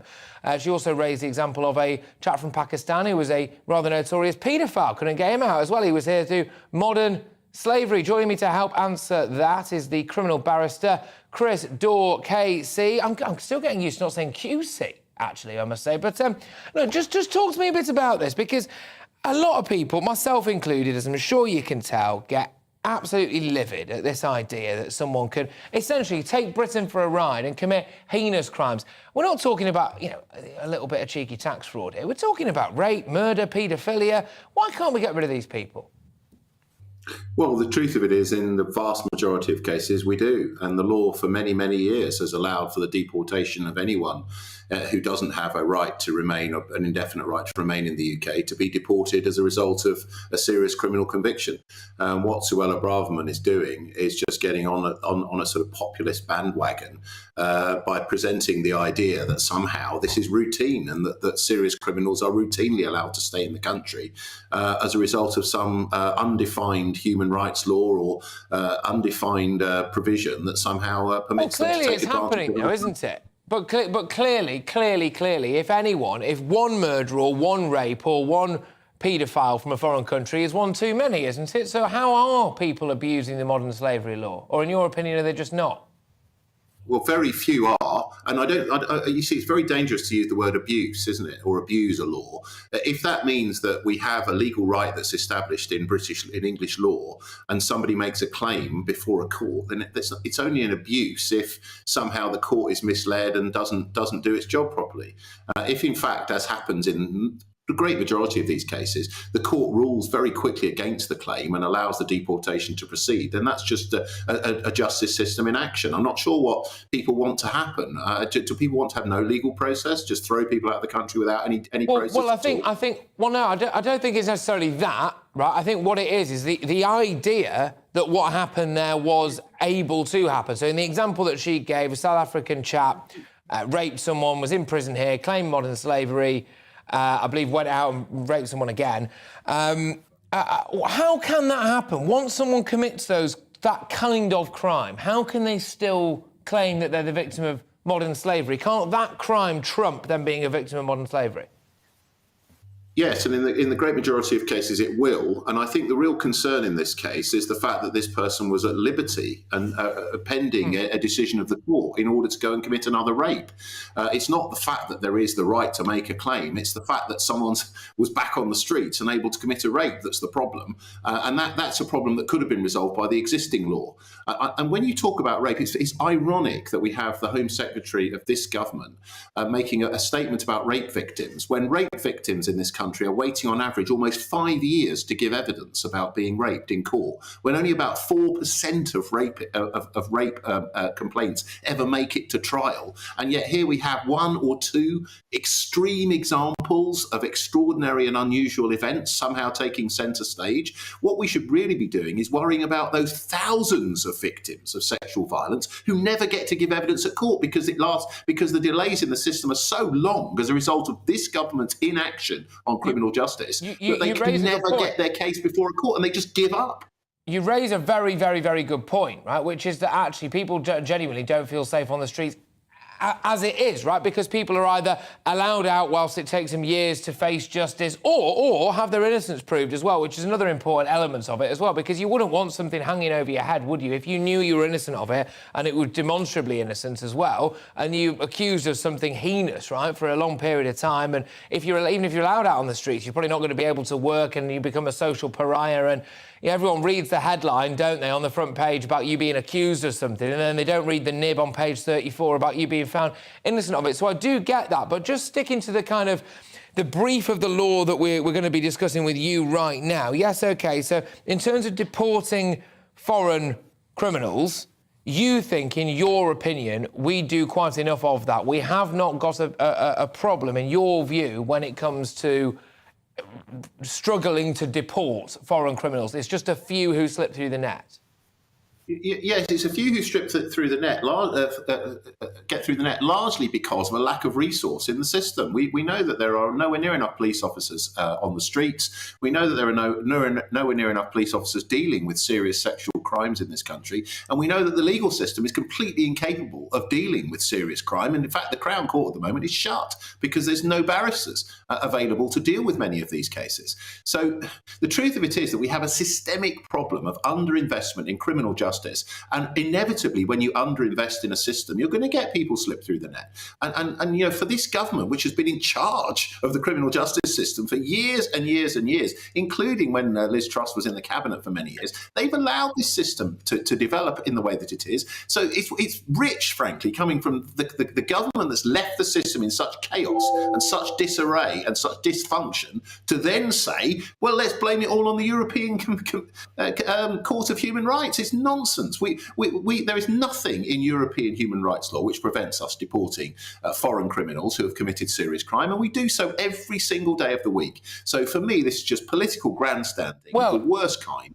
Well, just one thing on that is just to tie in a little bit what's going on in the channel. So we are seeing, according to the figures anyway, an increasing number of Albanians coming over the channel. Now, Albanians do make up, the last time I checked, which I've just done here now, and the article that I'm reading here appears to validate what I thought I already knew, which is that the highest proportion of foreign criminals in UK prisons are Albanians. That's the highest demographic of foreign prisoners that we have in the UK prison system here.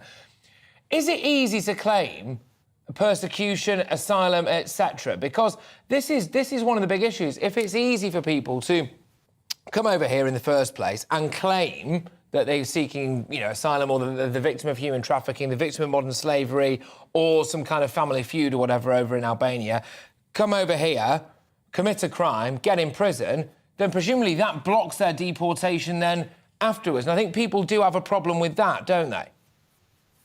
Yeah, I understand what you're saying. If someone comes over from Albania and commits a crime and gets locked up in prison, what generally happens is that they will be automatically deported at the end of their sentence. So on the day of their release, they'll be deported straight away.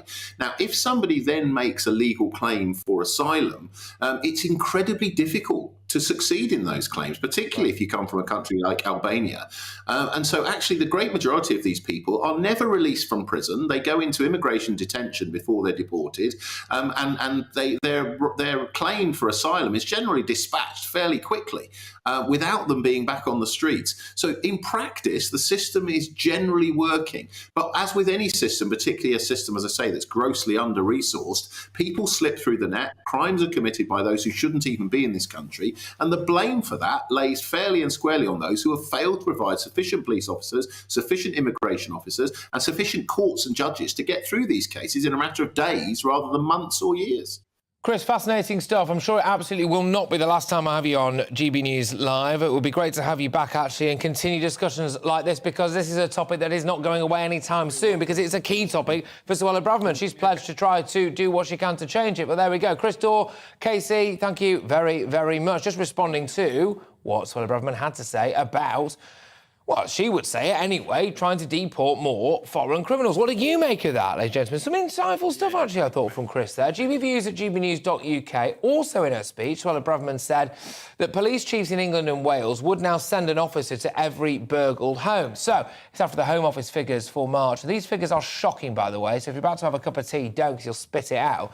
Show that just 6.3% of robbery offences and 4.1% of thefts in England and Wales resulted in charges. Joining me now is Carol Fordham, who very unfortunately has been a victim of burglary and, well, frankly, I suppose, didn't have a particularly easy time of it when it came to the police responding. Yes, Carol's there. Now, is it Coral? Sorry, Coral. How long did it take for the police to come to the scene for you, Coral? We had to wait overnight. Nobody could come. No one was available. We got home from holiday in the evening. And the door was pushed in. The place had obviously been burgled. All of our home had been turned upside down. All of our valuables were taken. And when our neighbour kindly called the police, there was no one available till the next morning. So we were told to just stay put, don't touch anything, and we'll get to you as soon as we can tomorrow. Can I just ask, how did you feel after your home had been invaded, your personal space in a way? You can't explain it. Unless you've been through it, nobody will ever know. I mean, talking to you now, it all comes back, and it's a horrible feeling. You're never the same, basically. You are devastated. You are worrying always about leaving your home, leaving your goods out. And when you see people doing other things that they shouldn't be, it makes you feel sick, and it brings it all back to you. You never get over it, never. All right, well, Coral, on that note, I do hope you're all right to continue. I don't want to, trigger anything too bad for you or anything like that, of course. But I do think there's something worthwhile for our listeners and our viewers to hear your lived experience so that it can really bring it home for people. And when it comes now to Suella Braverman saying, we're going to send a police officer around to every single house when you're burgled, well, technically, they did send them round to yours. It's not really about whether or not they send them round, it's about when they send them round, isn't it? And you want them there a lot quicker. Do you have faith that there's any substance to what Suella Braverman has just said? I think it's, like you said earlier, it's in principle, it's a great idea. Get a policeman to go around as soon as something happens. Well, first of all, how are you going to manage that? How are you going to make that happen? And why isn't it happening now? What, we haven't got the resources now. OK, we're recruiting lots of police officers now, but why did we ever get rid of them in the first place? Why don't we see police out on the streets now?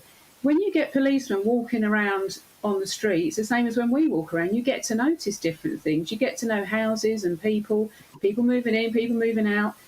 As you touched on earlier, there are criminals on the streets now living amongst us who shouldn't be there.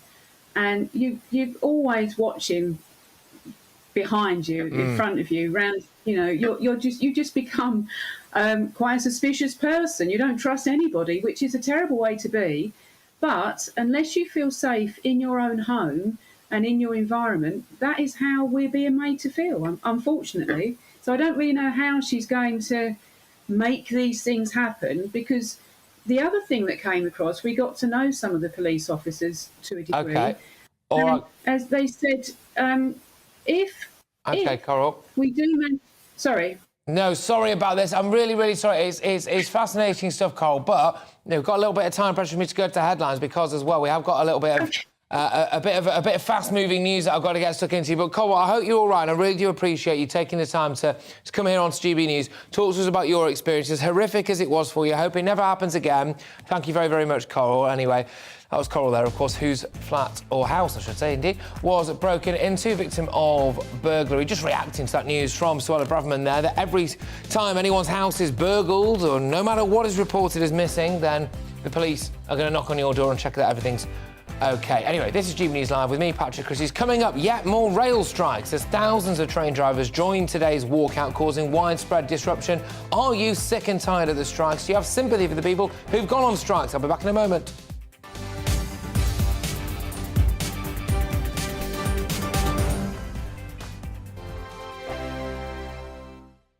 Weekday afternoons on GB News, we've got the whole of the UK covered. From 12 to 3, it's GB News Day with me, Mark Longhurst. And me, Gloria Di Piero. You'll get the very latest on everything that's been going on across our great nation. And from 3 till 6, watch out for GB News Live with me, Patrick Christys. I'm not here to mess around with all the biggest topics and guests. You will always be up to date. GB News Day and GB News Live from 12 p.m. Only on GB News. The People's Channel, Britain's news channel. Hello there, it's Eamon Holmes here from Breakfast on GB News. We're not just on your television and your screens, you know. We're on DAB plus digital radio, so you can listen to your favourite shows on the move. If you've not yet listened to GB News Radio, it's very simple. We're on your radio player and tune-in apps, on your smart speaker, phone or tablet, or online at gbnews.uk. Take us with you wherever you go. GB News Radio. You never have to miss a moment of the People's Channel. Join my show Farage, 7 p.m. till 8 p.m. Monday through Thursday, and there you will get opinion, analysis, debate, and I'll cover stories that nobody else dares to touch. You've been cancelled. Join the club. Oh, my goodness me. And then for the last 15 minutes, talking pints. We're over a drink. We have a civilised conversation with someone. We very often disagree, but we do it in a grown-up way. Come and join me on Farage. Hello, I'm Simon Evans. Join me on GB News for Headliners at 11 p.m, where I'll be joined by two of the country's top comedians as we take a look at tomorrow's newspapers tonight. If it's a big story, we'll be covering it, I guarantee, but we'll also have some fun along the way. That's GB News Headliners at 11 p.m. We won't put you to sleep, unlike some of the other paper review shows out there. So join us, 11 p.m, 7 nights a week. Hi there, it's Stephen and Anne. At breakfast from 6 a.m, you'll always be caught up with everything you need to know, the latest headlines, opinions and debates. We'll bring you the good news and the bad, but most of all, we're here for you. Remember, send in your views and let us know what you would like us to talk about. That's because we're your news channel. And every morning at 6 a.m, it's breakfast on GB News.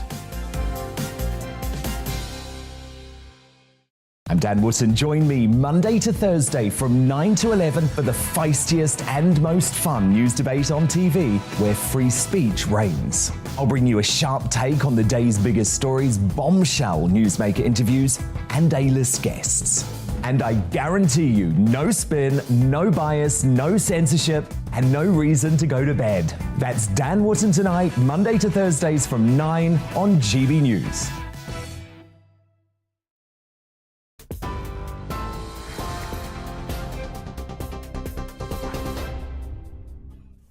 Good afternoon. The headlines. The Prime Minister has promised to make hard choices to get the British economy growing again. And a warning if you're watching on television, this story does include some flashing images. Well, after being heckled by Greenpeace protesters today, who were quickly ejected from the conference, the Prime Minister described the demonstrators as enemies of enterprise.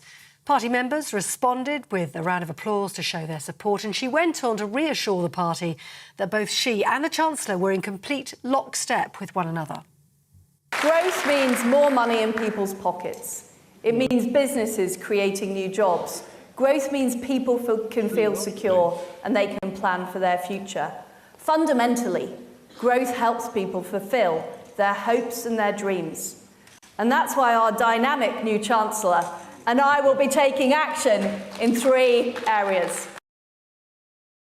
Well, away from politics, the Irishman Rory Mason has been killed while fighting for Ukraine's International Legion near the Russian border. The 23-year-old's father said his family was enormously proud of his courage, determination and selflessness by enlisting to support the country. Here, there's more travel disruption for rail passengers. ASLEF and TSSA union members are once again striking over pay, jobs and conditions, affecting services right across the country. ASLEF General Secretary Mick Whelan says the industrial action will continue until the government intervenes. You are bang up to date on TV, online and on DAB+ radio. You're with GB News. Now here's Patrick.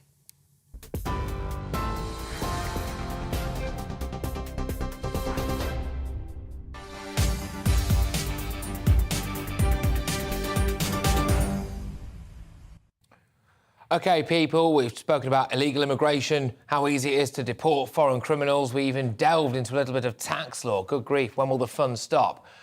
It's time to talk about an absolutely massive rocket. That's right, in just under half an hour, NASA's SpaceX Crew 5 mission will lift off from the Kennedy Space Center in Florida. Let's have a look at those final preparations and we'll bring you that launch live, fingers crossed, unless something goes wrong, just before 5 o'clock this afternoon. I do enjoy a good launch, so hopefully that one actually gets off all right. We can see all the boffins there discussing about rocket stuff. We're going to be taking that live. Well, fingers crossed, we're trying to time it, right, to coincide with the exact end of this hour. So we literally rocket blast you into the news with Polly later on at about 5 o'clock. So if we can get our timings right and the weather stays good at Cape Canaveral, prepare yourselves, people. We're going to jettison you into orbit, but there we go. Bit of a shift in tone now, because as I understand it, this news has come through to us since I've been on air, OK? So within the hour, it's been confirmed that actor Alec Baldwin and the production company behind the movie Rust have reached an undisclosed settlement with the estate of cinematographer Halyna Hutchins. Now, Miss Hutchins was killed on the set. We all remember this case, don't we? Was killed on the set of the film in October last year after a prop gun that Baldwin was holding was discharged. So the decision means that filming of the movie will now continue, which some would argue maybe is a bit tasteless, but there we go. Joining me now is Paul Dodridge, the host of the Politics People podcast, who, well, he's been across this story for us, frankly. It has just happened as I've been on air talking about other stuff. So I think for you and me, now, really, for the viewer and me, I should say, Paul, would you mind just bringing us all up to date on exactly what's happened? Yeah, you're quite right. Just in the last hour, it's been announced that the wrongful death lawsuit from the husband and family of Halyna Hutchins, the cinematographer who was killed last year on the set of Rust, they have come to a settlement.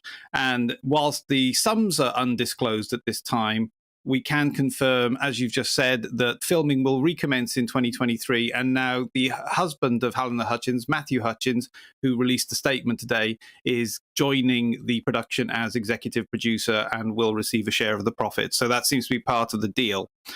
This is not the criminal case. If you remember, a week ago, the Santa Fe authorities were asking for more funds to be able to prosecute this criminally, and that may have expedited this civil suit, because if the family have withdrawn their case, it does make it less likely now that the criminal action will be proceeding. Just say that again. Sorry, I've just missed the last bit then. So now a civil case has been, I suppose, wrapped up, really. There's been an agreement. What does it mean? There's an agreement. What does it mean for the prospect of criminal action then? There's been no formal announcement that criminal action has been dropped yet, but this does make it less likely that it will proceed. If the parties involved are now finding an agreement, it's less likely that there's an appetite for a criminal procedure. That may have expedited this. I mean, because this has been bubbling around for a year. Just a week ago, if you remember, the last development in this case was that Alec Baldwin could very well be facing criminal charges. So I believe, and again, this is just pure speculation on my part, that this has taken the pressure off the authorities to proceed criminally now. If the parties involved have reached an accord, it's less likely that there is the appetite for a criminal case. Yeah, I mean, I did think initially when I first read that, I thought, gosh, it's a bit tasteless that the production of this film is now going to continue. It's almost like, well, we've got this out of the way, we can carry on making this film. But as you've just said, they're a relative of the now deceased is going to be executive producer, get a share of the profit, presumably add to the financial caper on this. So it's being, the production of this film is being done with familial consent, presumably then. Absolutely, yes. This is the husband's statement, Matthew Hutchins, and he will be the member of the family joining the production as executive producer. Right. And like I said, the statement goes on to say that all the principal parties involved in the film will continue to be involved. So at this point, it looks like Alec Baldwin is going back to complete his role. Goodness gracious me. Well, there you go. Paul, thank you very much. I suspect it will not be the last time I talk to you about this. Paul Dodridge there, the host of the Politics People podcast, live from Los Angeles for us. I have now got a statement from Alec Baldwin. He posted it, as is the modern way, of course, on Instagram. He says, "We are pleased to announce today the settlement of the civil case filed on behalf of the family of cinematographer Helena Hutchins. Throughout this difficult process, everyone has maintained the specific desire to do what is best for Helena's son. We are grateful to everyone who contributed to the resolution of this tragic and painful situation." That is a statement from Alec Baldwin, released on Instagram in the last few moments, as we understand it. Right, we're moving away from that now. Something a bit closer to home, something a lot closer to home, something, frankly, that might be stopping you getting home, actually, because drivers in northern cities suffered gridlock today as thousands of rail workers walked out in the latest rail strike action over pay, jobs and conditions. I certainly wish that the chap who fined the living heck out of me for not having a rail card the other day on the Elizabeth line has gone on strike as well. I wish he'd been on strike that day. But technology firm TomTom found that the North was England's worst affected region for traffic jams as local rail operators suspended all services. As somebody who used to get the Avanti West Coast line from Wilmslow near Manchester Piccadilly back down to London, I can confirm that it almost never ran on time anyway, so I fail to see why robot trains aren't the answer. It takes a sting out of it. They don't go on maternity leave, they don't have holiday time, they don't have, any of these pay disputes. Anyway, thousands of workers from the drivers' union ASLEF and the Transport Salaried Staff Association have joined today's walkout. Meanwhile, RMT General Secretary Mick Lynch has called on Prime Minister Liz Truss to stop labelling unions as the anti-growth coalition. He said in response, "It's barking mad. Who in society is opposed to growth?" he says, whilst organising something that's crippling the economy. Anyway, further strike action is planned for this Saturday. Let's talk now to our West Midlands reporter, Jack Carson, who is at Birmingham New Street Station for us. Jack, good stuff. In fact, I had to drive back from Birmingham this morning because I didn't think I could get a train from Birmingham New Street. So, Jack, what's the reaction been like to the strike? Well, there has been widespread disruption here at New Street because all services have been stopped today. You mentioned some of the railway companies there, Avanti West Coast, West Midlands Railway and Cross Country, just a few of the train companies that have cancelled all services today, and the reaction has been mixed. I was speaking to a few people earlier on and they told me what they thought of the strikes today. I think it's nice to have the option for a strike. I just don't like that it has to get to the point where there is a strike. For voices to be heard, because it affects a lot of people. It's just disrupted everything, and I feel like it's just an inconvenience for people that actually had like a genuine agenda to do, and it's just really disrupted that. It just seems to be a bit continuous right now, where we've had 3 or 4 in the last few months. I understand why they've done it, that they want to have a pay rise and things like this, and I understand why it's just a bit more of a nuisance, like it's hurting the everyday person. And so that's some of the views there from people I was speaking to today. The disruption is said by West Midlands Railway to continue tomorrow as train companies get back underway delivering those services. And again, of course, on Saturday, we have the RMT union going on strike again. So disruption here at New Street will continue this week. Thank you very much, Jack. Jack Harrison now is at Birmingham New Street Station for us, just reporting on some of the latest from these strikes. Well, I've got loads coming your way still, because we're going to cross live to the Kennedy Space Center in Florida to watch the launch of an absolutely massive rocket. You love to see it. NASA's SpaceX Crew 5 mission. I will be back in a tick.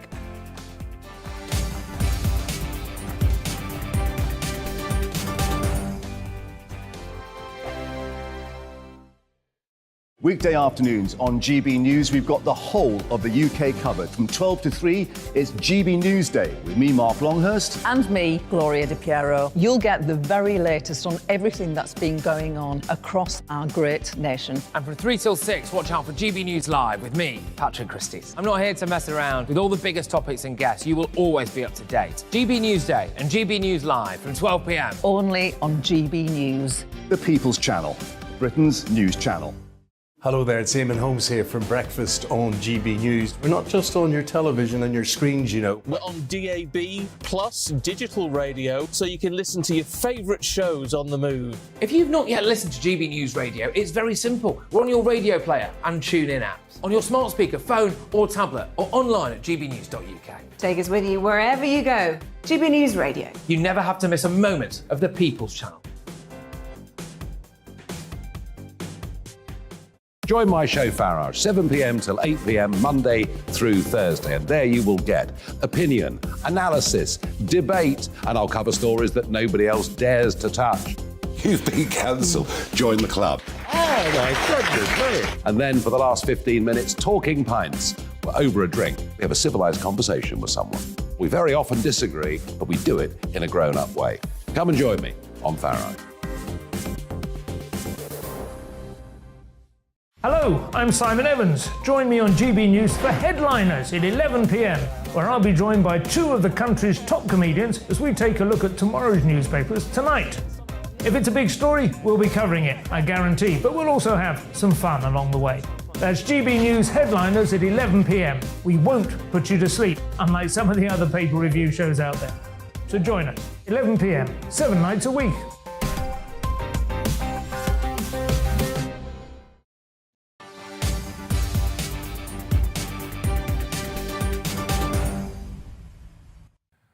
Well, in about 15 minutes' time, it is massive rocket time, ladies and gentlemen. NASA's SpaceX 5 crew, or whatever the heck it's called, mission will lift off from the Kennedy Space Center in Florida, and we can see some pictures of it right now. If we are listening to this on radio and you don't have eyes, what we can see now is astronauts inside this SpaceX rocket as we prepare for its liftoff. It's taking off at Cape Canaveral in Florida. The final preparations are now taking place, and we're hopefully going to bring you the launch live here, liftoff, blast off, whatever you want to call it, just before 5 o'clock this afternoon. So I suppose in about 12 minutes' time. It's gripping stuff, isn't it? The weather looks good. Not a cloud in the sky. Astronauts locked and loaded, ready to go. And it's a SpaceX one as well. So Elon Musk presumably has had a hand in this. Why not? Anyway, I would absolutely love to go to space, but I digress. I think we're going to talk about something a lot closer to home now. Indeed, we are, because it's actually literally got the words home in it. Home Secretary Suella Braverman called for the UK to leave the European Convention on Human Rights as she urged a crackdown on illegal migration. This morning, in her keynote speech, Liz Truss emphasised the need to stand up to European lawyers. Let's take a quick listen. We're also taking decisive action by strengthening our borders and beefing up our border force and expanding the Rwanda scheme. Our brilliant new Home Secretary will be bringing forward legislation to make sure that no European judge can overrule us. Yes, big thumbs up there from Suella Braverman, wasn't it? But, OK, if you're leaving the ECHR is the solution to our illegal immigration problem, why hasn't it been done already? That's what I want to know. People have been shouting it from the rooftops for a heck of a long time. Why can't we just crack on and deal with it? Is it the quick fix that Braverman seems to think it is? Can I just wonder as well, is it actually that bad if we are in ignorance of what they tell us to do? Because apparently we comply with ECHR a lot more than a lot of other countries. But joining me to explain this issue, someone who knows a lot more about it, probably a lot less emotional about it all, is ECHR specialist and immigration lawyer Ivan Sampson. Thank you very much, Ivan. And former MEP Belinda DeLucy. Ivan, I'll start with you, OK? How do we get the heck out of this ECHR nonsense? Thank you. Sorry, you just cut out there for a second, okay. Patrick. Can you repeat I asked you in a very polite and dignified and professional way, if Britain would like to get out of the ECHR, how would we wish to do it? How do we do it? Well, Britain is a sovereign country and it can legislate to do that. So that's not a problem if that's what the will of Parliament is. However, the we have to understand that the ECHR rules are there to protect the rights of individuals. There seems to be a misnomer that the ECHR somehow shackles the government. No, the ECHR protects all of us. It protects us from unlawful interference by the state. Many of the provisions with it, it's not just about how it's used to help migrants remain here, but it's the right of free speech. These are fundamental, the right to get married. These are fundamental principles that are entrenched. Yeah, but can I just say that's a bit excessive. I mean, if we leave the ECHR, all of a sudden we're not going to stop having the ability to get married or speak, are we? But I'm just going to bring in Belinda DeLucy now. Belinda, can I ask you this? If this is here to protect people's human rights, if we pulled out the ECHR, how would you feel? Do you feel as though you would have fewer rights?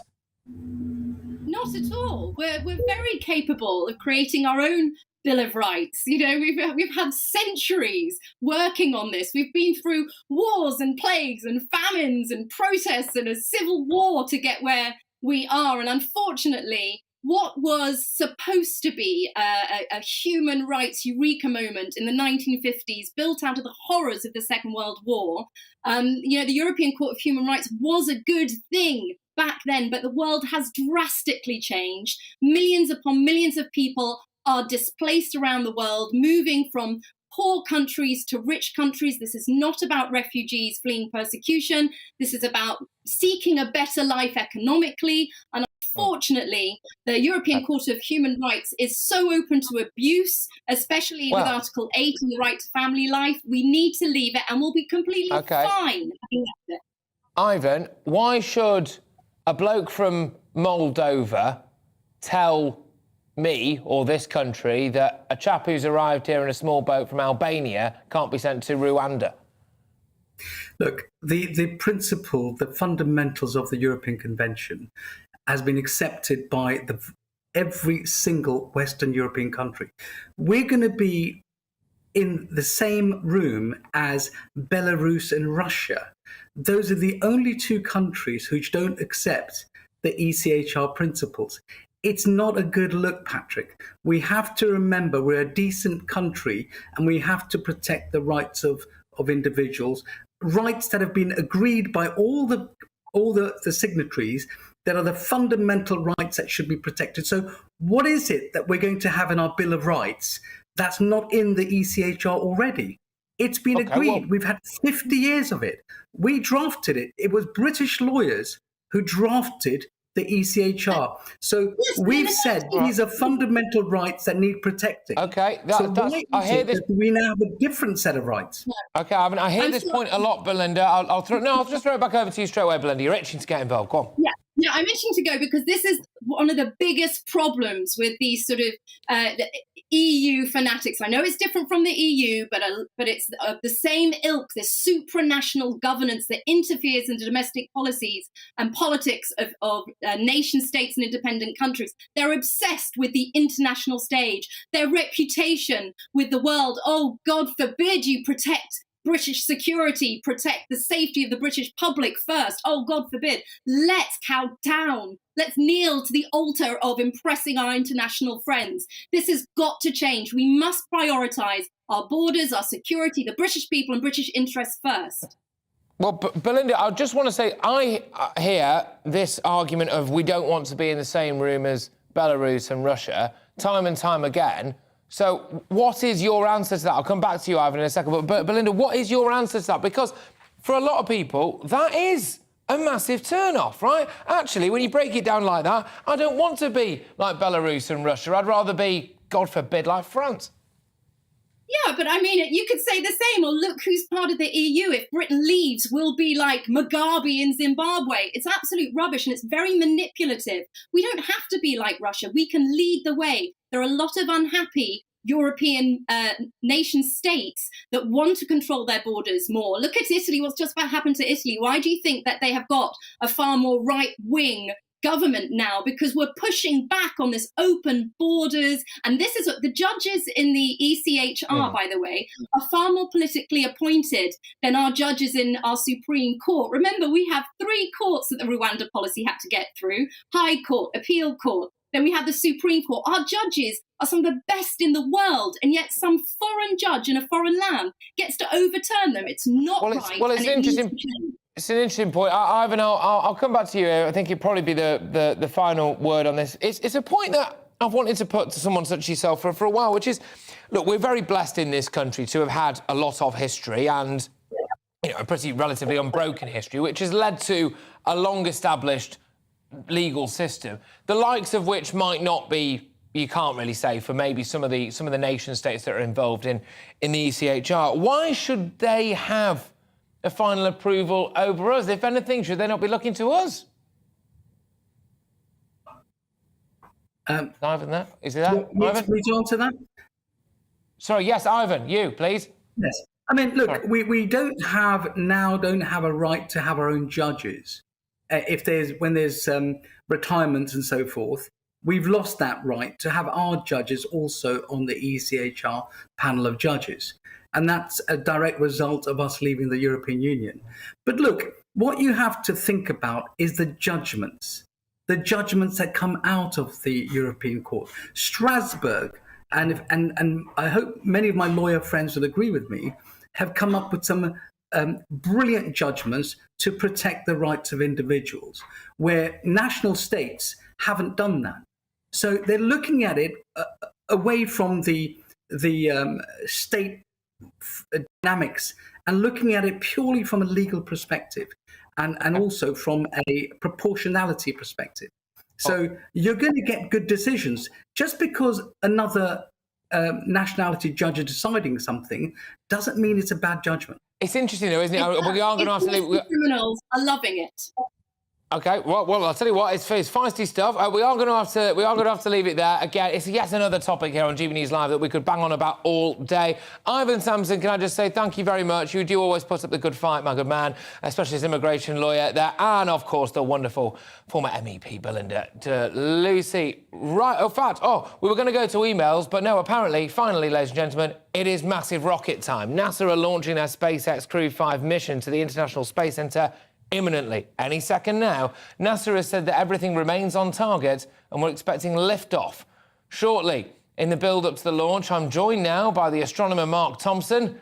Mark, thank you very much. Great stuff. Oh, gosh, I tell you what, you look like exactly the kind of guy that knows his way around what we're looking at there, the SpaceX rocket. Talk to me about what's going on. Why are they firing people off into the stratosphere and beyond? Well, do you know what? There's been a busy afternoon. Of course, there have been many activities at the launch site. They've had to fill the rocket. They're still filling the rocket with liquid oxygen, which should finish 2 minutes before launch. So they always cut it fine. I've got sweaty palms. I don't know what the astronauts are feeling like. But the purpose of all this is to get another crew up to the International Space Station, which gives us that orbiting capability to study lots of different things, from medicine through to technology, in a zero gravity environment, which gives us so much more that we can do in the world of research. I mean, fantastic. So this is, I mean, Elon Musk's been all over the news recently, what with Twitter and everything. So, but this is, he's got his fingers in this particular space pie as well, hasn't he? Yeah, and you know what? I think it's a fairly natural evolution. We had the space race back in the 60s and 70s when America and Russia chiefly were battling to become the first people in space and then to be the first people on the moon. But of course, the political pressure has now gone from that being the first to do something. And it's, with all the pressures of the governments who have to spend money on health and on education and on armed forces, it's only natural, I think, that really rich people who've got lots of cash to blow can actually play with toys, essentially. But what they're doing is they're helping to push the boundaries of rocket flight and space exploration, which is an important thing. I couldn't help but wonder whether Jeff Bezos's rocket was more of a statement about something other than actual space. But there we go. I believe this particular vessel is a Crew 5 mission, and it's led by Commander Nicole Aunapuman, apparently. There we go. And, OK, I mean, it's fantastic. They're going to actually spend about 6 months at the International Space Station, which I think is incredible, really. I've always wanted to go to space, I must say. I've always wanted to actually... It's on the bucket list, right? But what kind of new stuff are we going to get here? Because SpaceX, as I understand it, is trying to change the game a little bit, hasn't it? Yeah, and you know what, the whole commercialization of space exploration is what's given us this wonderful reactive and responsive launch capability. You know, we've not really had since the space shuttle was mothballed, you know, about 20 years ago now. We've not really had anything that can provide a reliable and regular launch capability into space and up to the space station, except for Russian capability. And since then, the Ukraine issue, of course, things have got a little bit jarred. And Russia have decided they're going to leave the space station by the end of 2024. So, SpaceX and commercial spaceflight has given us that capability still of getting out into space. Okay, now, Mark, we've got, I believe, 55 seconds to launch at Cape Canaveral, Florida. As we can see on our screens there, astronauts in the, I'm just going to call it a space capsule, and another picture of the massive rocket. I'm a details man, Mark. I'm a details man. Just before this takes off in about 40 seconds, please, for the love of God, tell me this is safe, and I'm not going to report something horrendous here. Do you know, it is, generally space exploration is safer than you'd think. There are still risks, they are ultimately sitting on a massive great rocket, which is about 70 metres tall, full of explosive material. So it is safe, as safe as you can make it. Mark, I've got to get you, I've got to biff you, Mark. The rocket's going to take off, and we're going to go live now to Cape Canaveral. 10, 9, 8, 7, 6, 5, 4, 3, 2, 1. Ignition. Engines full power. And liftoff.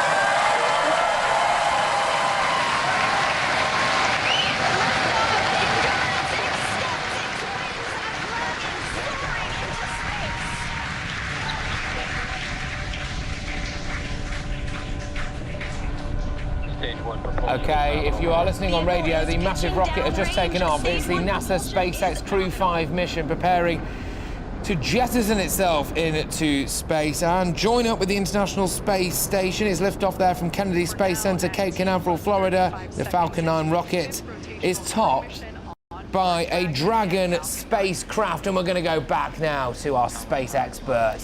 We have got Mark still with me, I believe. Mark Thompson, thank you very much. An astronomer, not just a space expert, not just a space cadet, a space guy. Mark, what do you make of that? You know what, it sends shivers down my spine every time I get to see the launch of a spacecraft. And yet, you know what, one of the best bits is still yet to come, because the first stage of the rocket, unlike the Saturn V spacecraft that NASA used to get the Apollo astronauts to the moon, which all just kind of jettisoned and just crashed in the ocean, this first stage, the main bulk of the spacecraft, will land safely on a ship in the Atlantic Ocean.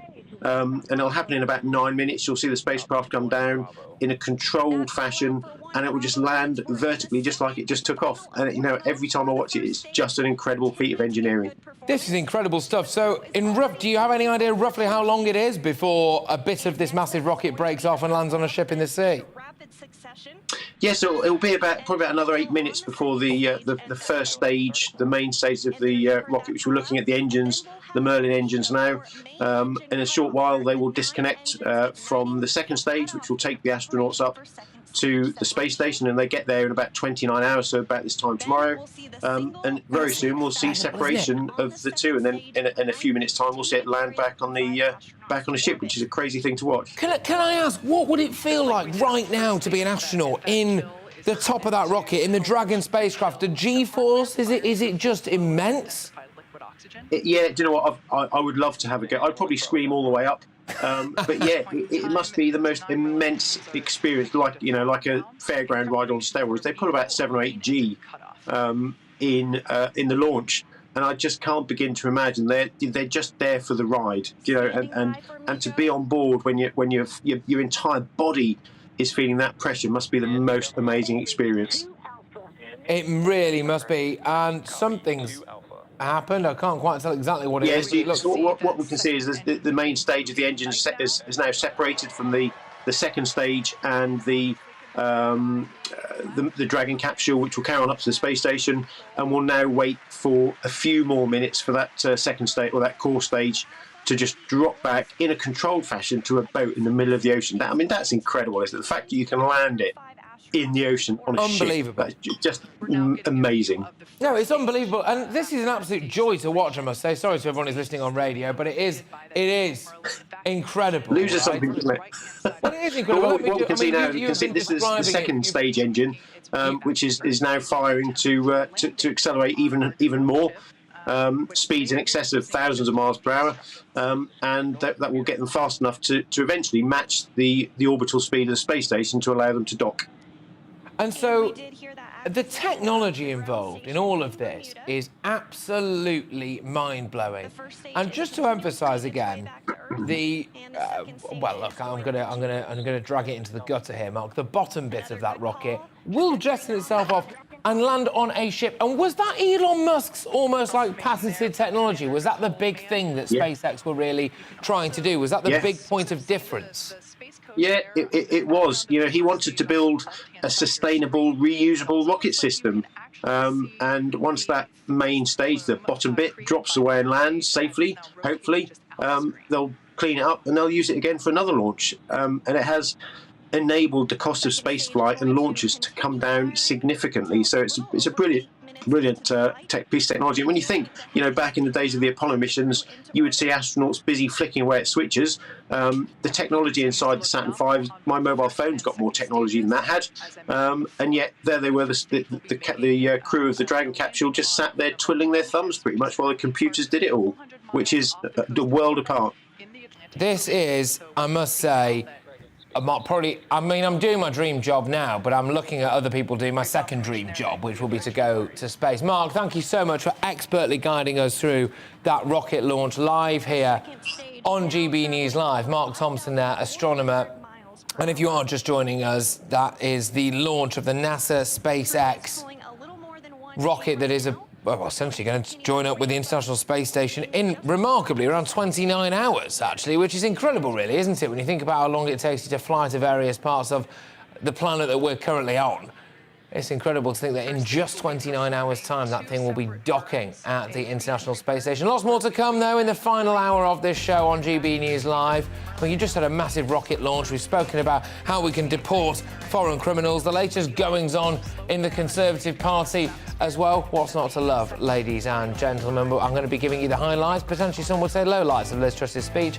Has she put the rebels to bed for a little while? Will it save her premiership? Does it need saving? Is it too early to say that it needs saving? I'm going to ask you the big question as well. Do you think our police force has gone too woke? You will not want to miss it. Stay right there. Trajectory is nominal. Crew heading in the direction that they are supposed to be.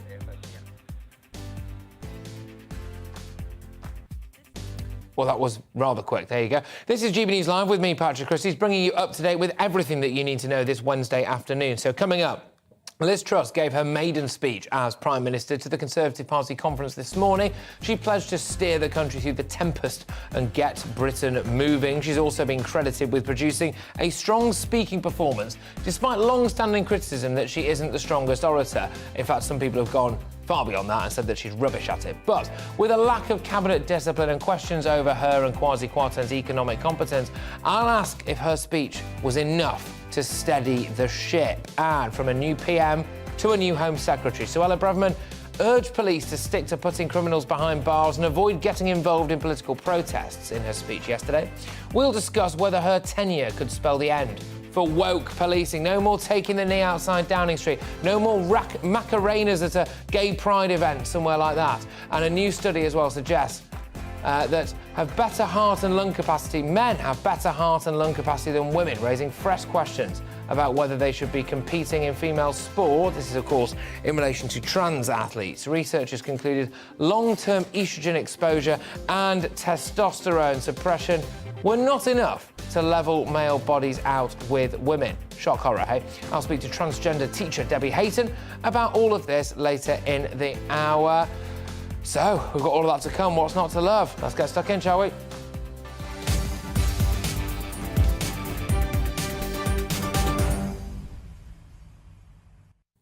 OK, there we go. Well, Prime Minister Liz Truss addressed Conservative Party conference today, where she said we must stay the course for, ironic really, for a woman who's just U-turn, but insisting that she will forge ahead with her economic plan, saying the status quo is not an option. She said that she was focused on growth, and spoke out against what she called an anti-growth coalition.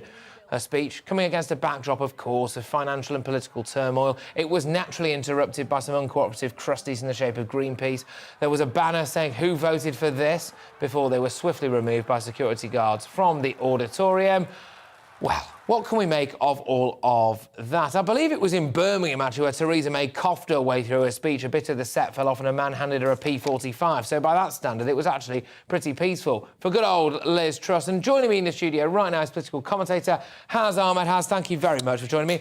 Right, what do you make of that? It was great. The Prime Minister, given the tremendous pressure that she's been in this week, we saw the announcement on Monday, and we saw some of the news and headlines that have been coming in.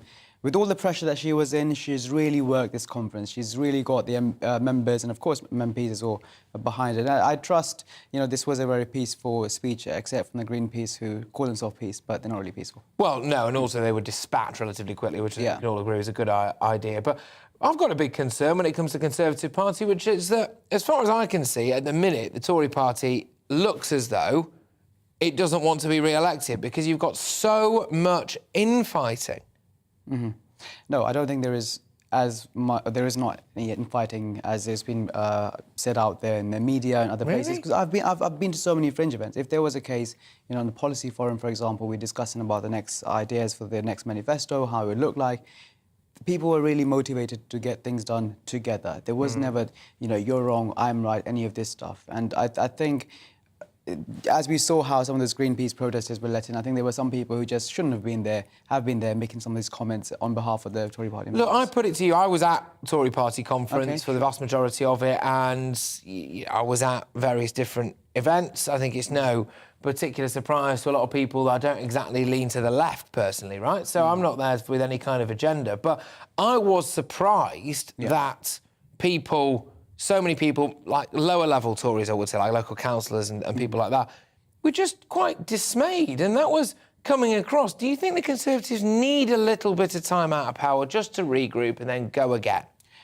We have just not long ago won the 80-seat majority that we have. We want to deliver for the British people. There is no way for the hard work that we've been doing for the past 12 years for the British people that we can go back in opposition and say, let Labour and other people come in and take some of the credit for the stuff that we have done. That's not going to happen. We've laid the foundation. We're going to get the work done.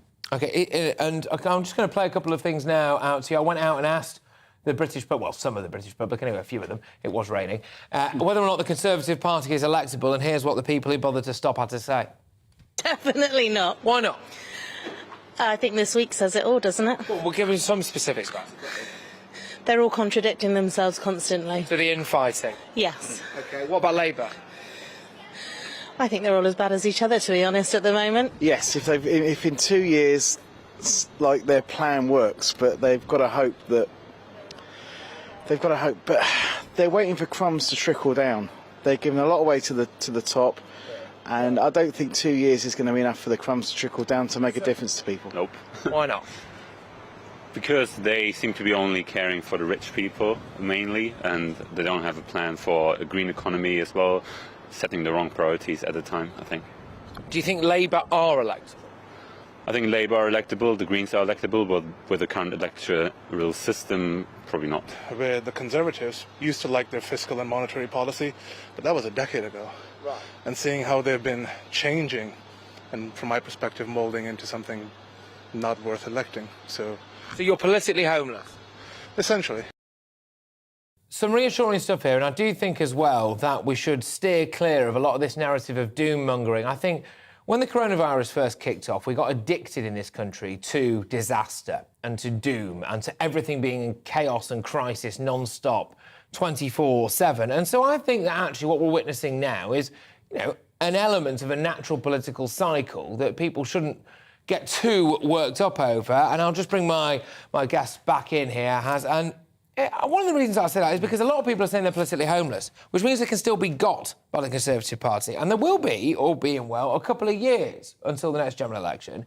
If people, frankly, have more money in their pockets than they do now at that time, the Tories could well win again, surely. Absolutely. Prime Minister is no doubt facing a very difficult time. No other person could come into this job and actually say, I would do it better. It will be a challenge. They didn't want it, did they? It will be a challenge for anybody that comes in there. Keir Starmer from the opposition bench can easily talk about all these things that he wants to do. But he's not really proposing any great policies that we can get behind of. As people are saying, that there just doesn't seem to be many ideas coming from Labour. So what the Tories, of course, are proposing is increasing the small, medium-sized businesses from 250 to 500. That's helping a lot of small businesses. And, of course, we're providing support. So by the end of next year, people will have £430 saved in their pockets. So there is a lot of work that the Prime Minister Liz Truss has put out there. And, of course, the 45p tax cut has been reversed. So it has been one of the political headlines. But it's really overshadowed the fact that there is money going back into people's pockets. And come in 2 years' time, when people see the effects of Liz Truss's policies, which perhaps I don't think has been communicated as good as it should have been. Well, there is that. Yeah, but it really will show the people that, you know what, it is working and Liz Truss is doing something for us. That's always going to be an issue with Liz Truss. Look, as far as no one will ever convince me that Keir Starmer is not a phenomenally boring man, but in the same way, I can't just sit here and say that Liz Truss is a great public speaker, right? She isn't. That's not her strength. But I think if people find more money in their pockets in a couple of years' time, and if there's not a huge amount more U-turns, because people want conviction, but also some of the, what I would call sexy stuff as well, sorting out things like immigration, illegal immigration, law and order, those are the things, if she can point to that, she's got a chance. But if she can't, I think the Tories are knackered, because they've had 12 years to try and get to grips with it. It does look, at a certain point, it does start to look like, well, the channel issue started with the Tories in power, it continued with the Tories in power, and it's not been stopped with the Tories in power. Yeah. Well, the issue on that is, of course, the PM will outline as to what she wants to do next. We do need to get a grip on the channel issue. I think it is a very serious issue is currently is facing at the moment. As Suella Braverman, the Home Secretary, said as well, we need to get to grips with that. We need to get to grips with it in the right, best way possible. So they have been here for 12 years, but they've got now a year and a half to really show the public that we are going to get grips of immigration, we're going to cut taxes, we're going to make sure there's more money in your pocket, and we're going to help small businesses grow.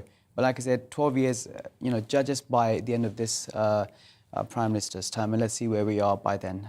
I'm very hopeful. You're optimistic. I have to be. You have to be, exactly that. Well, look, thank you very, very much. Look, it's been great to have you on the show. Really appreciate you coming in to the studio. Has great stuff there. Right, well, I'm just going to move on from this now, because I did go out and ask the public, obviously, whether or not they're electable. We've played you a little bit of that, and I think, it was a mixed bag. A key takeaway for me there was that actually some of them thought it was still all up for grabs. So there we go. I just want to... that was Haz Ahmed, by the way. Thank you very much, Haz. So let's just rewind 24 hours now to the speech given by the Home Secretary to the party conference. It was Suella Braverman. Now, she said yesterday the police should stick to catching the bad guys, stop pandering to identity politics. She alluded to the idea that the police maybe have been a bit too woke, doing Macarena at gay pride events, for example, taking the knee outside Downing Street, painting their cars with the rainbow flag, all that kind of nonsense. She urged common sense policing to come back as part of a critique of today's law enforcement, that it has become too concerned with virtue signalling rather than actually fighting a crime. I've said it loads of times here. If someone's getting stabbed to death on a near daily basis in our capital, I couldn't care less what the police's views were on certain other things, for example. I would want that stopped. We need to tackle hard crime, not soft virtue signalling nonsense. But she also said that it was wrong for police to join in with political demonstrations like taking the knee. So joining me now is former Detective Chief Superintendent of the Metropolitan Police, Kevin Hurley, and also with me is Kevin Hogg, the co-director of Victim Care, a community interest company helping organisations to deal with the victims of crime in a better way. So fantastic stuff. Great to have you both on here. We'll start with you, Kevin. Look, where were you on Suella Braverman's speech then? Has there been too much virtue signalling? She said more PC, more PCs, less PC. Well, I mean, it's an interesting point. I'll just unpick that. She is bang on, of course, about the police should focus on what they're there to do, which in my view is keep us safe, protect the vulnerable and catch some criminals. However, there's a lot of problems thrown in the way, which we'll talk to in a minute. But on this issue of being PC or woke, that is definitely a point. And I know that from my own in contacts in the police who tell me when they turn on their police computer in the morning, it says something like, today is National Inclusion Day, today is National LGBTQ Day, or today is some other Interest Groups Day. It never says... Not today is National Police Go Out and Stop a Stabbing Day, no? Right, no, that's precisely my point. It doesn't say stuff like, we rule the streets, they don't. We're here to catch criminals and serve the public. And so these kind of pictures and images you're showing me, what they feed across to is a culture within the organisation where officers are becoming increasingly scared of their own shadow, lest they say something wrong in the office, in the police station, with one of their colleagues, and they then make a complaint and they end up being investigated for some throwaway or foolish comment. The police are human beings like everyone else, and they make jokes. So there is a key point that she makes there. However, the other one, which I think is very important to make, is this government has cut more than 40,000 employees from the police, slashed the courts, and cut prison budgets. So this is a bit of a smokescreen, but an important point. All right, that was Kevin Hurley. I've got another Kevin who's been sitting very patiently there. Thank you very much. Kevin Hogg, who's the co-director of Victim Care, a community interest group helping organisations deal with the victims of crime in a better way. Now, Kevin, I've been informed, anyway, that you had a bit of a family tragedy, I believe, when you were younger. Is that correct? And I was just wondering whether or not maybe you could discuss how you felt the police dealt with that in relation to the fact that Suella Braverman obviously is saying that she wants them to spend more time solving crimes and less time virtue signalling. Well, you know, my mum was murdered when I was 3, and she was presumed missing for 3 months. In that 3 months, 90 members of the police force searched the house and failed to find my mum's body. 90 days later, my grandma, myself and my dad walk into the house and, you know, the body is underneath the bath. In terms of faith in the police force, of course, you know, we've had the institutional racism and various other aspects of, you know, areas where policing isn't the best. The police force is evolving, and we're wanting it to, you know, not to be a policed state, but we're wanting it to be, you know, a level playing field, especially for victims, and, you know, restoring faith back into the police force. Kevin Hogg, for a second, because how do you feel? Very sorry to hear about that just unbelievably distressing situation that must have happened to you, and I hope that you're as all right as you possibly can be now, given what happened then. But how do you feel now when you see police officers doing a dance on TikTok, maybe thinking there are definitely people right now out there who do have a missing mum, a bit like you did for a period of time before they sadly found her, of course. How does that make you feel when you saw police officers behaving like that instead of, you know, doing everything they can to go out and look for someone who's missing or sadly passed away? Well, unfortunately, due to, you know, austerity, we'll say that the police force nationwide has had cuts. They haven't developed, you know, new training programs to enrol new police officers. So it doesn't give me great faith, if I'm to be perfectly honest. And this is my personal opinion, that, you know, investment needs to be into the police, into the criminal justice system, not only just for victims, but also within the prison system as well, because it's just not working. We've had Dame Vera Baird, you know, resign last Friday, saying that it's a futile exercise because government aren't listening to what victims of crime need and want. At the moment, we've got 440 million being invested for victims of crime, and services can't be delivered. I live in the northeast of England, and the homicide service doesn't even operate there. Gosh. OK, Kevin, thank you very much for that. Back to other Kevin now, who's the former Chief Superintendent of the Metropolitan Police, Kevin Hurley. You heard a lot about what other Kevin had to say there. I mean, do you think, though, that police officers are being held back by red tape? From what you said earlier, they're more likely to come into work and face a HR case than they are to actually go out and be allowed to go and tackle a crime, pretty much. Yeah, I mean, all those kind of issues are a concern, and they're partly driven by all these different agenda-driven groups who, for example, they refer to the police as institutionally racist, homophobic, whatever the flavour it is, and it's all damaging public confidence. Yes, there might be an element of truth in that because of the media spin. What the public care about is when they dial 999 when they're in trouble, the phone gets answered, someone gets sent, they solve their problem there and then, and if possible, they catch the people. They don't care what colour, what race, what gender, or whatever the person is who turns up. It's like a plumber. When your toilet's blocked, you want it unblocked, you want it dealt with. That's how you get public confidence. Deliver the service you're paid for, black or white. That's what they want.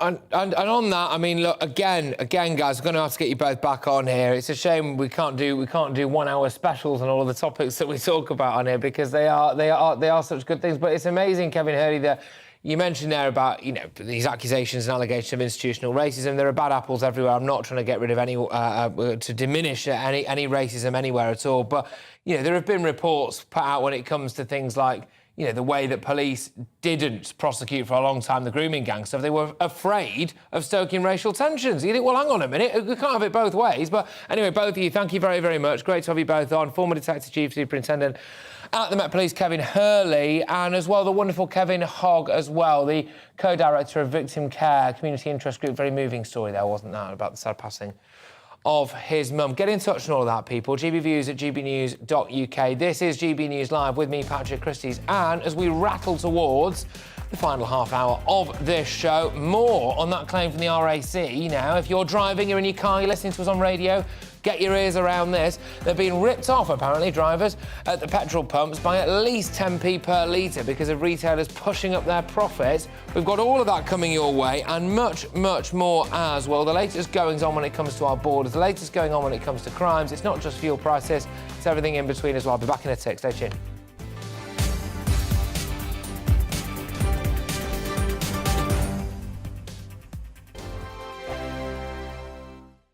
Weekday afternoons on GB News, we've got the whole of the UK covered. From 12 to 3, it's GB News Day with me, Mark Longhurst. And me, Gloria Di Piero. You'll get the very latest on everything that's been going on across our great nation. And from 3 till 6, watch out for GB News Live with me, Patrick Christys. I'm not here to mess around with all the biggest topics and guests. You will always be up to date. GB News Day and GB News Live from 12 p.m. Only on GB News. The People's Channel, Britain's news channel. Hello there, it's Eamon Holmes here from Breakfast on GB News. We're not just on your television and your screens, We're on DAB plus digital radio, so you can listen to your favourite shows on the move. If you've not yet listened to GB News Radio, it's very simple. We're on your radio player and tune-in apps, on your smart speaker, phone or tablet, or online at gbnews.uk. Take us with you wherever you go. GB News Radio. You never have to miss a moment of the People's Channel. Join my show Farage, 7 p.m. till 8 p.m. Monday through Thursday, and there you will get opinion, analysis, debate, and I'll cover stories that nobody else dares to touch. You've been cancelled. Join the club. Oh my goodness me. And then for the last 15 minutes, talking pints. We're over a drink. We have a civilised conversation with someone. We very often disagree, but we do it in a grown-up way. Come and join me on Farage. Hello, I'm Simon Evans. Join me on GB News for Headliners at 11 p.m, where I'll be joined by two of the country's top comedians as we take a look at tomorrow's newspapers tonight. If it's a big story, we'll be covering it, I guarantee, but we'll also have some fun along the way. That's GB News Headliners at 11 p.m. We won't put you to sleep, unlike some of the other paper review shows out there. So join us, 11 p.m, 7 nights a week. Hi there, it's Stephen and Anne. At breakfast from 6 a.m, you'll always be caught up with everything you need to know, the latest headlines, opinions and debates. We'll bring you the good news and the bad, but most of all, we're here for you. Remember, send in your views and let us know what you would like us to talk about. That's because we're your news channel. And every morning at 6 a.m, it's breakfast on GB News.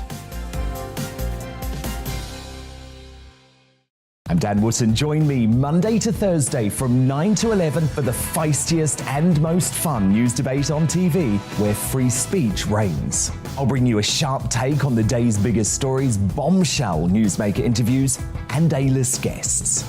And I guarantee you, no spin, no bias, no censorship, and no reason to go to bed. That's Dan Wootton Tonight, Monday to Thursdays from 9 on GB News.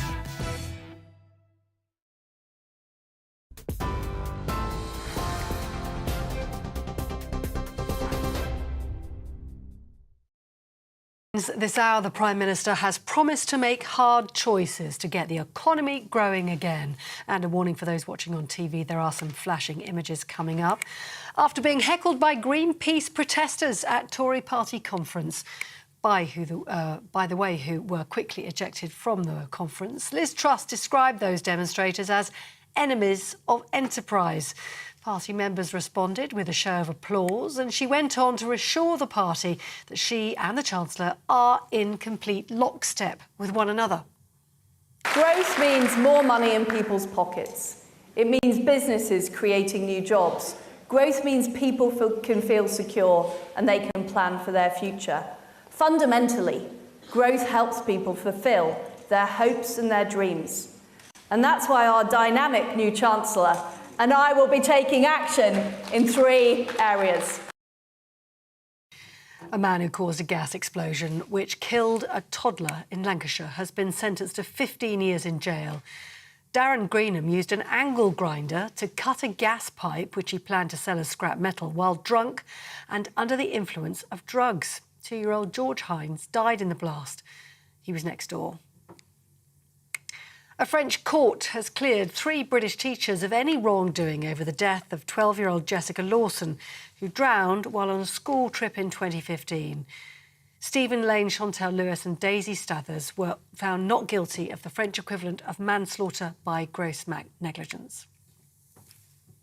That's it. You're up to date on TV, online, on DAB+ radio. You're with GB News, and Patrick is back in just a moment.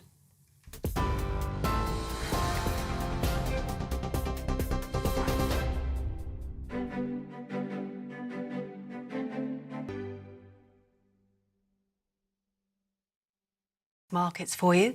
The pound will buy you $1.1291 and €1.1440. And the price of gold currently stands at 1,514 pounds and 6 pence an ounce. The FTSE 100 closing at 7,052 points.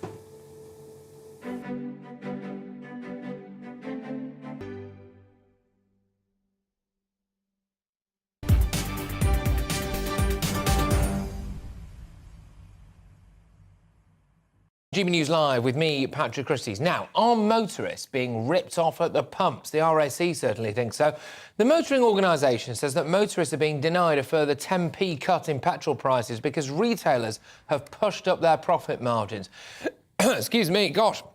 So much of a shock they made me choke. It says the average price of the litre of fuel in the UK fell by nearly 7p to 162.9p in September as oil prices plummeted. But the RAC says that drivers should have seen a far bigger drop in the wholesale price of delivered petrol. It's around 120p for the whole month. Well, let's speak now, thankfully, because I am struggling, to Howard Cox from Fair Fuel UK. Howard, talk me through this. Is it fair? Absolutely not, Patrick. And, I've been talking to you about this for some time now, and I'm afraid we are being ripped off remorselessly. And it's been going on under the government's almost approval. They've just allowed this to go on for decades. I'll just give you an example of some of the price changes. Since June the 1st, pump prices have dropped by about 10p, but the wholesale price has fallen by about 30 pence. That's a 20 pence difference. So the RAC have been actually quite conservative of what not been passed on to drivers. It's more like closer to 20 pence. Some people would say, well, I don't know, it's a business, isn't it? Forecourts and all of this stuff. So, what do they have a duty for drivers? Do they have a duty of care to drivers, really? No, they don't have any duty of care whatsoever, but it's an essential resource. And all we want is some honesty and transparency. And that's why I've been campaigning for 13 years, not only for succeeding in getting a freezing duty in that 5p cut in March, which didn't touch the sides, I'm afraid, but been campaigning for a sort of a pump price regulatory body we call Pump Watch. We've got Ofcom, we've got Ofwat, we've got Ofgen. Why haven't we got something for an essential resource which we need that is at the commercial heartbeat of any economy, the cost of transport? And that's what we're calling on the government to do. And I'm very disappointed that the government don't actually reflect this. Do you think the Petrol Retailers Association, who I'm going to read a response from shortly, hang on a minute, we're going to get shut down by these uncooperative crusties anyway and governments who are giving in to Greta Thunberg, so we might as well ramp the prices up while we can and line our pockets? Well, I heard you talking to Gordon Balmer a bit earlier on, a couple of hours ago. Yeah, he wasn't happy, was he? I mean, he's in a bit of denial, Patrick, in terms of actually, certainly the independents, the small retailing garages, are not making huge amounts of profit. It's further up the fuel supply chain with the oil companies and the big wholesalers. They are ripping us off remorselessly, and they're gambling with the backing of these wonderful speculators on the volatility of oil prices. And it's totally and utterly wrong. And as I say, the government are allowing this to happen because they're enjoying a shed load of extra VAT because of the high prices. OK, do you think this is part, dare I say it, could this be part of a big agenda to make us all get, I don't know, electric cars or cycle everywhere or walk? Well, it's not really a conspiracy theory. That's an actual fact. They are trying to push us down that route. And you'll be pleased to know, and hope to come on your programme in the next week or so, we're producing a report from the Centre of Economic and Business Research to do a true cost-benefit analysis of exactly the cost of the 2030 ban on the sale of new diesel and petrol cars. And it's mind-blowingly powerful. And I won't say give it away yet, but what we're seeing at the moment is that the government will have to probably scrap that policy. Well, it does never cease to amaze me that a lot of the politicians who make decisions, certainly around the London area, about the fact that I've got to pay through the nose if I want to move my diesel car off the driveway, can't help but notice that they drive around in rather a lot of cars themselves, indeed take private jets to eco-rallies, etc. All of these people who decide that they want to make the world a fairer, greener place, as far as I can tell, have much more pollution than I ever have, or many of our viewers and our listeners. But the Petrol Retailers Association have got a response here that I'm going to put to you. So they responded to the RAC. They say, I won't do a voice.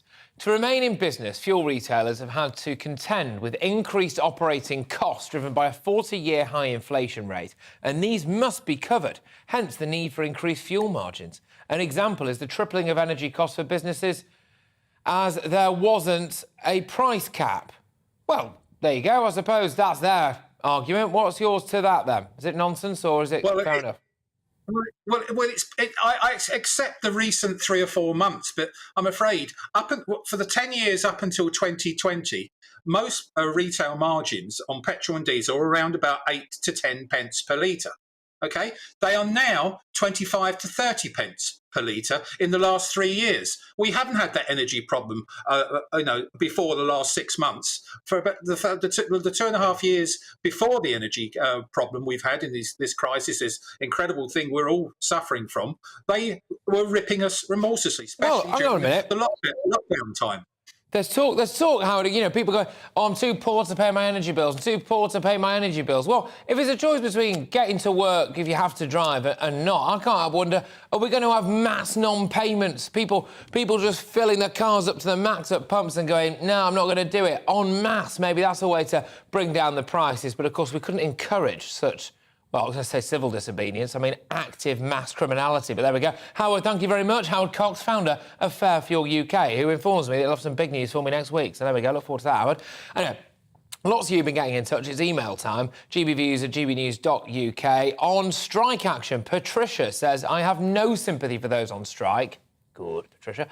Our country needs to get back on its feet after the pandemic. I don't support the strikers. We should all stand together to get the country back to success. I could not agree more, frankly, when it comes to that. Patricia, there were a lot of people who had their wages protected during the pandemic, a lot of people who, you know, were frankly very well protected and knew they had a job to go back to after the pandemic. A lot of people, some would argue, are grossly overpaid for what it is that they do at the minute. And certainly the chap who's on the Elizabeth line here in London, who actively enjoyed giving me a ticket the other day, and when I say a ticket, I mean a fine. Well, anyway, you can go on strike for as long as you want, mate. On Liz Truss's keynote speech this morning, June says Liz gave a great speech and everyone should stop comparing her to Boris Johnson. I'm not sure anyone is, because if they are, then they're mental, but there we go. He may be more entertaining, except when he bumbles about, but for all that he got nothing done. OK. Hopefully Truss will be more effective. Well, there you go. I mean, potentially a woman of action. On our current leadership, Audrey says the government does not protect the people in this country. They are totally incompetent. So a range of views there, a range of views. Coming up, can the Conservatives win the next election? That's the big question that's already being asked. I tell you what I could not stand, and I think a lot of people could not stand, it's just 2 years of inertia, 2 years of inaction, 2 years of internal Tory party sniping leading to an inevitable Labour victory. If that's going to happen and that's going to be the case, then they might as well get it out of the way now, because this country is on the brink in a lot of senses. Yes, we've got an energy crisis. We've got a very, very active China. We've got a very, very active Russia. The European Union, some would argue, needs to be put in their place a little bit. We've got a migrant crisis going on, and we've got a mass migration situation that could do with sorting a housing crisis, all of this stuff. We cannot afford as a nation to have 2 years of inaction on any of that. So they need to get a grip one way or the other. I'm going to be asking whether or not the Tories maintain their ability to be an electable force. GBViews at GBnews.uk. I'm going to be discussing that with political commentators Reem Ibrahim and Joanne Nadler. I'll be back in a tick. Don't go anywhere.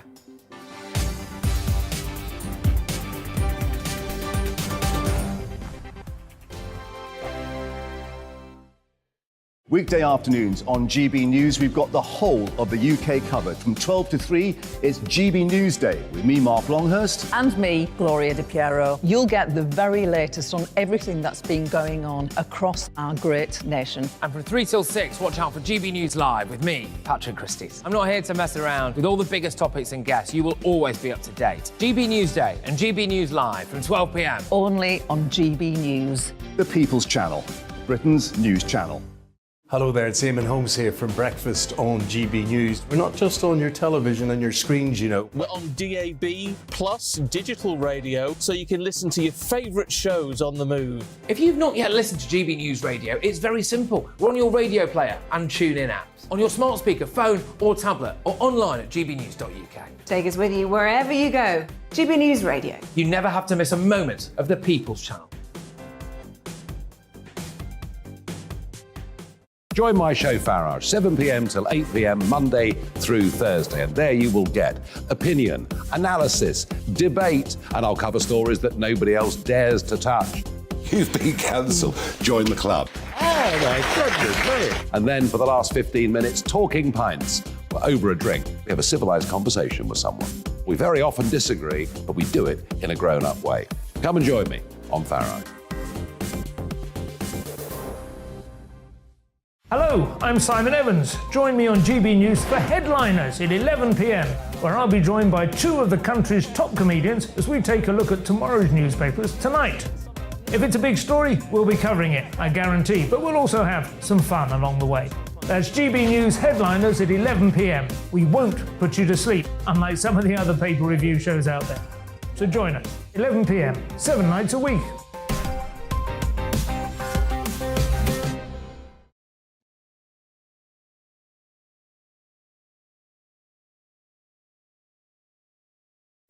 Yes, welcome back, everybody. Now, it hasn't been the best few days for the Conservative Party as they battled through a series of policy U-turns.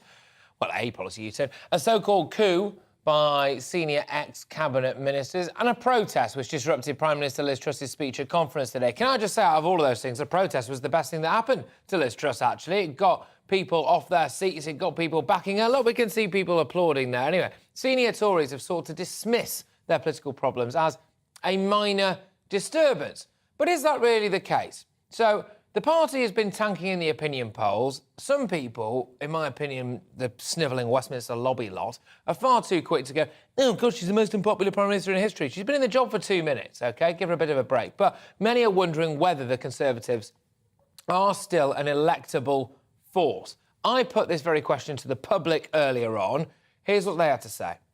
Definitely not. Why not? I think this week says it all, doesn't it? Well, we'll give you some specifics, guys. They're all contradicting themselves constantly. So the infighting? Yes. OK, what about Labour? I think they're all as bad as each other, to be honest, at the moment. Yes, if in 2 years, like, their plan works, but they've got to hope, but they're waiting for crumbs to trickle down. They're giving a lot away to the top, and I don't think 2 years is going to be enough for the crumbs to trickle down to make a difference to people. Nope. Why not? Because they seem to be only caring for the rich people, mainly, and they don't have a plan for a green economy as well, setting the wrong priorities at the time, I think. Do you think Labour are electable? I think Labour are electable, the Greens are electable, but with the current electoral system, probably not. Where the Conservatives used to like their fiscal and monetary policy, but that was a decade ago. Right. And seeing how they've been changing, and from my perspective, moulding into something not worth electing. So you're politically homeless? Essentially. No massive shock there, the man in the anorak votes Green, is it? But there we go. I'm joined now by Reem Ibrahim, political commentator and Conservative Party member, and Joanne Nadler, political commentator. Right, where to start? Reem, I will start with you. The overarching question here is, are the Tories still electable? Yeah, absolutely. I think that Liz Truss now in the next 2 years has 2 years to convince the country that free markets work and that free markets are the solution. And if she's able to do that, then of course that we'll win the next election. OK, short and sweet. You love to see it. Joanne, are they electable? Well, I'm very impressed by Reem's enthusiasm, and that's great. That's what the Conservative Party needs. And she's right in a sense. If the Conservative Party can pull together and can show the kind of determination and sheer discipline that we see from Labour, not only during their conference, but really over the last few weeks and months, then of course the Conservative Party can make a very good stab of winning the next election, because they will have a much better policy platform, I've no doubt. But what we've seen this week, quite frankly, was a pretty shoddy display in terms of party unity and discipline. And some very serious policy debates as well, not just in the fringe where you'd expect them, but pretty much almost in the public eye, not so much in the hall as such, but, falling out between senior people. And that is not a good look if you want to be electable. OK, Reem, you're in Birmingham. I believe I was maybe stood quite close to where you are just a day or so ago, actually, myself. But Reem, do you think that the chaos and the crisis in the Conservative Party has been a bit overblown by a thirsty media who are trying to create something out of nothing? Or do you think there is truth that the Conservative Party is in turmoil behind the scenes at the moment? I don't think the party's in turmoil necessarily, but I think that we've sort of lost the rules when it comes to collective responsibility. Previously, before Johnson, the Cabinet would not sort of criticise the government openly. So what would happen is if you disagreed with the government line, you had to resign. Now, since the Johnson administration, that's not been the case. We've got Cabinet ministers like Penny Mordaunt going out there and criticising the government publicly and still being in her ministerial role. That's not OK. That's not acceptable. The disagreements are supposed to occur during Cabinet meetings. That's where they're supposed to happen. And it means that the government can create a united front, show a united front for the rest of us. I do find it very perplexing, I must say, Joanne, that experienced operators, the likes of a Penny Mordaunt, for example, or even a Suella Braverman, have come out. I mean, Suella Braverman said there was a coup. Well, that was a bit of a silly thing to say. She might have thought she was helping, but she's just highlighted the fact that now we're all talking about a coup, right? And then you've got Penny Mordaunt, who's been around the block a few times. And that's, I think, part of her appeal. And I think it's why she comes across as being very authentic, and she's quite rightly the star of the Conservative Party. But that was not a sensible thing to say, because basically it's just playing to the narrative that the party is tearing itself to pieces. She'd be much better off just ignoring what Michael Gove-et-al. Had to say, and just being authoritative and getting on with her job. Reem, do you think, though, that one of the things that might save Liz Truss is that she's just not Keir Starmer? I think that Keir Starmer sort of has the bland character that Liz Truss somewhat did have before the leadership election. I think that what will win Liz Truss over is if she convinces the country that her vision works. And during the speech today, we had the growth. She sort of spoke about the morality of taxation. I think she understands that this tax money is our money that the government is spending. She understands that individuals and people are clever enough and better enough to be able to spend their own money. Reem, thank you very much. Now, Joanne, just very quickly, I'm afraid, because we're a bit pressed for time. As far as I can see, elections are normally won by the person that you'd most like to go to dinner with. Who would you most like to go to dinner with, Keir Starmer or Liz Truss? Oh, well, definitely Liz Truss, but then, I'm a Conservative and she's got to convince people to have dinner with her who are not Conservatives. And that's a challenge.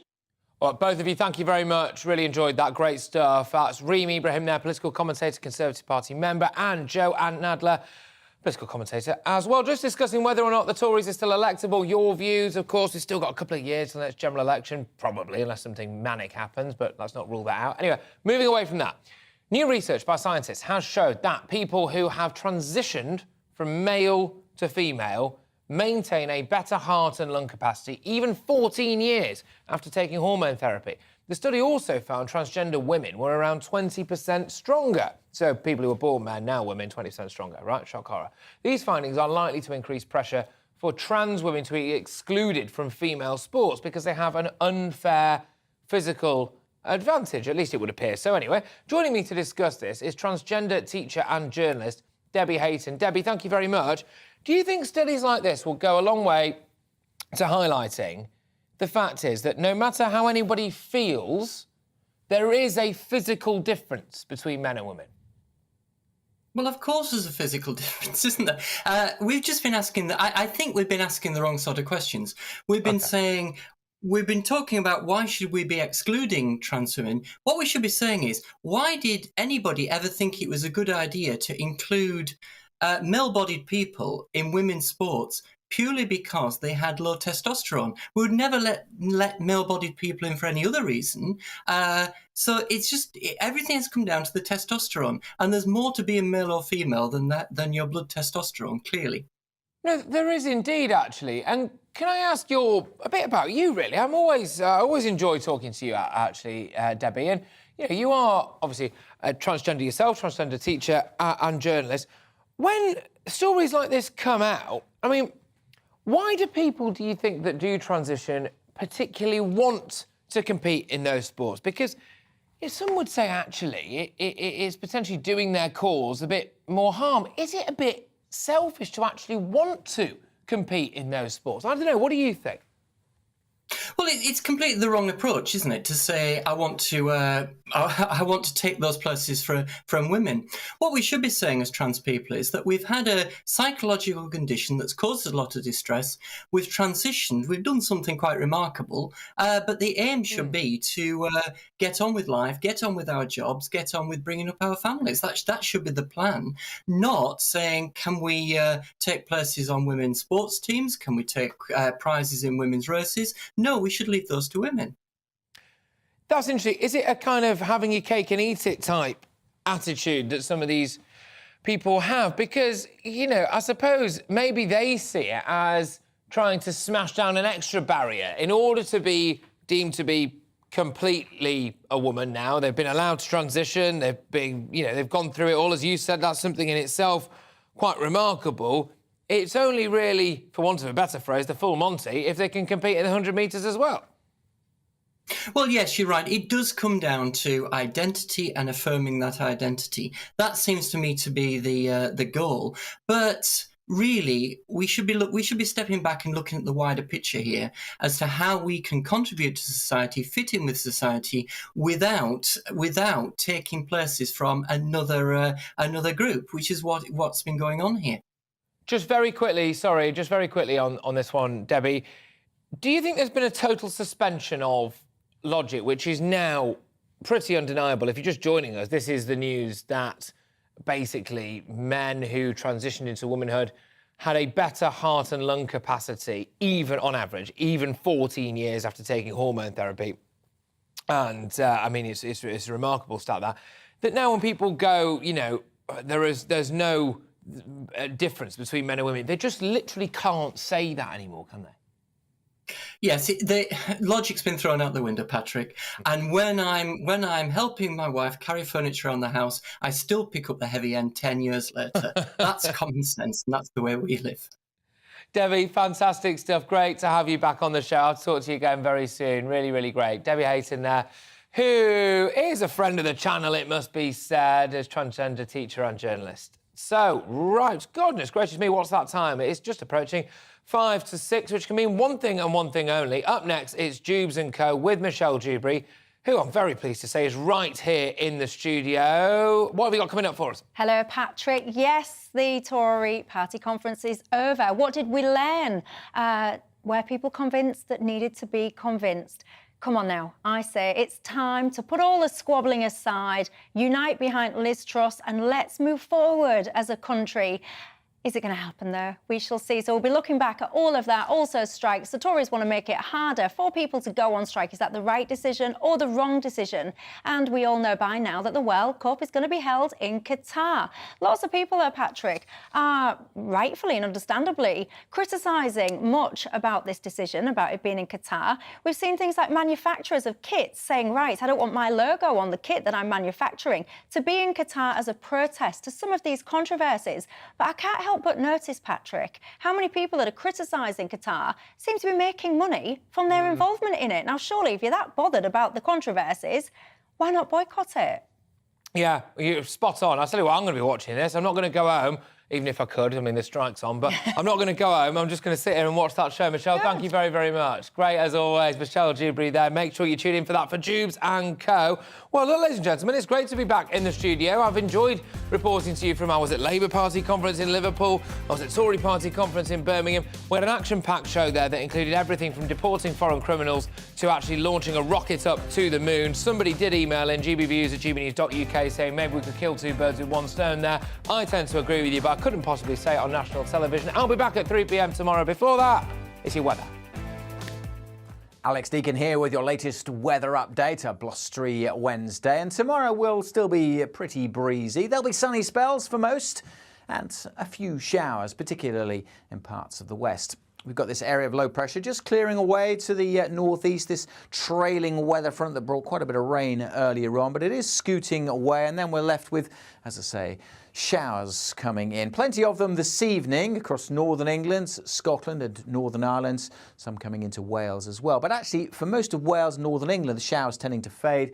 We'll always keep some going over Western Scotland and Northern Ireland. But a good part of England and Wales will have a dry night and a clear night, and quite a bit colder than last night as well, with temperatures down into single figures. They're fairly brisk winds continuing across Scotland and Northern Ireland will keep the temperatures up here. On to Thursday. Broadly speaking, a mixture of sunshine and showers, but some places will see far more showers than others. Quite a lot of cloud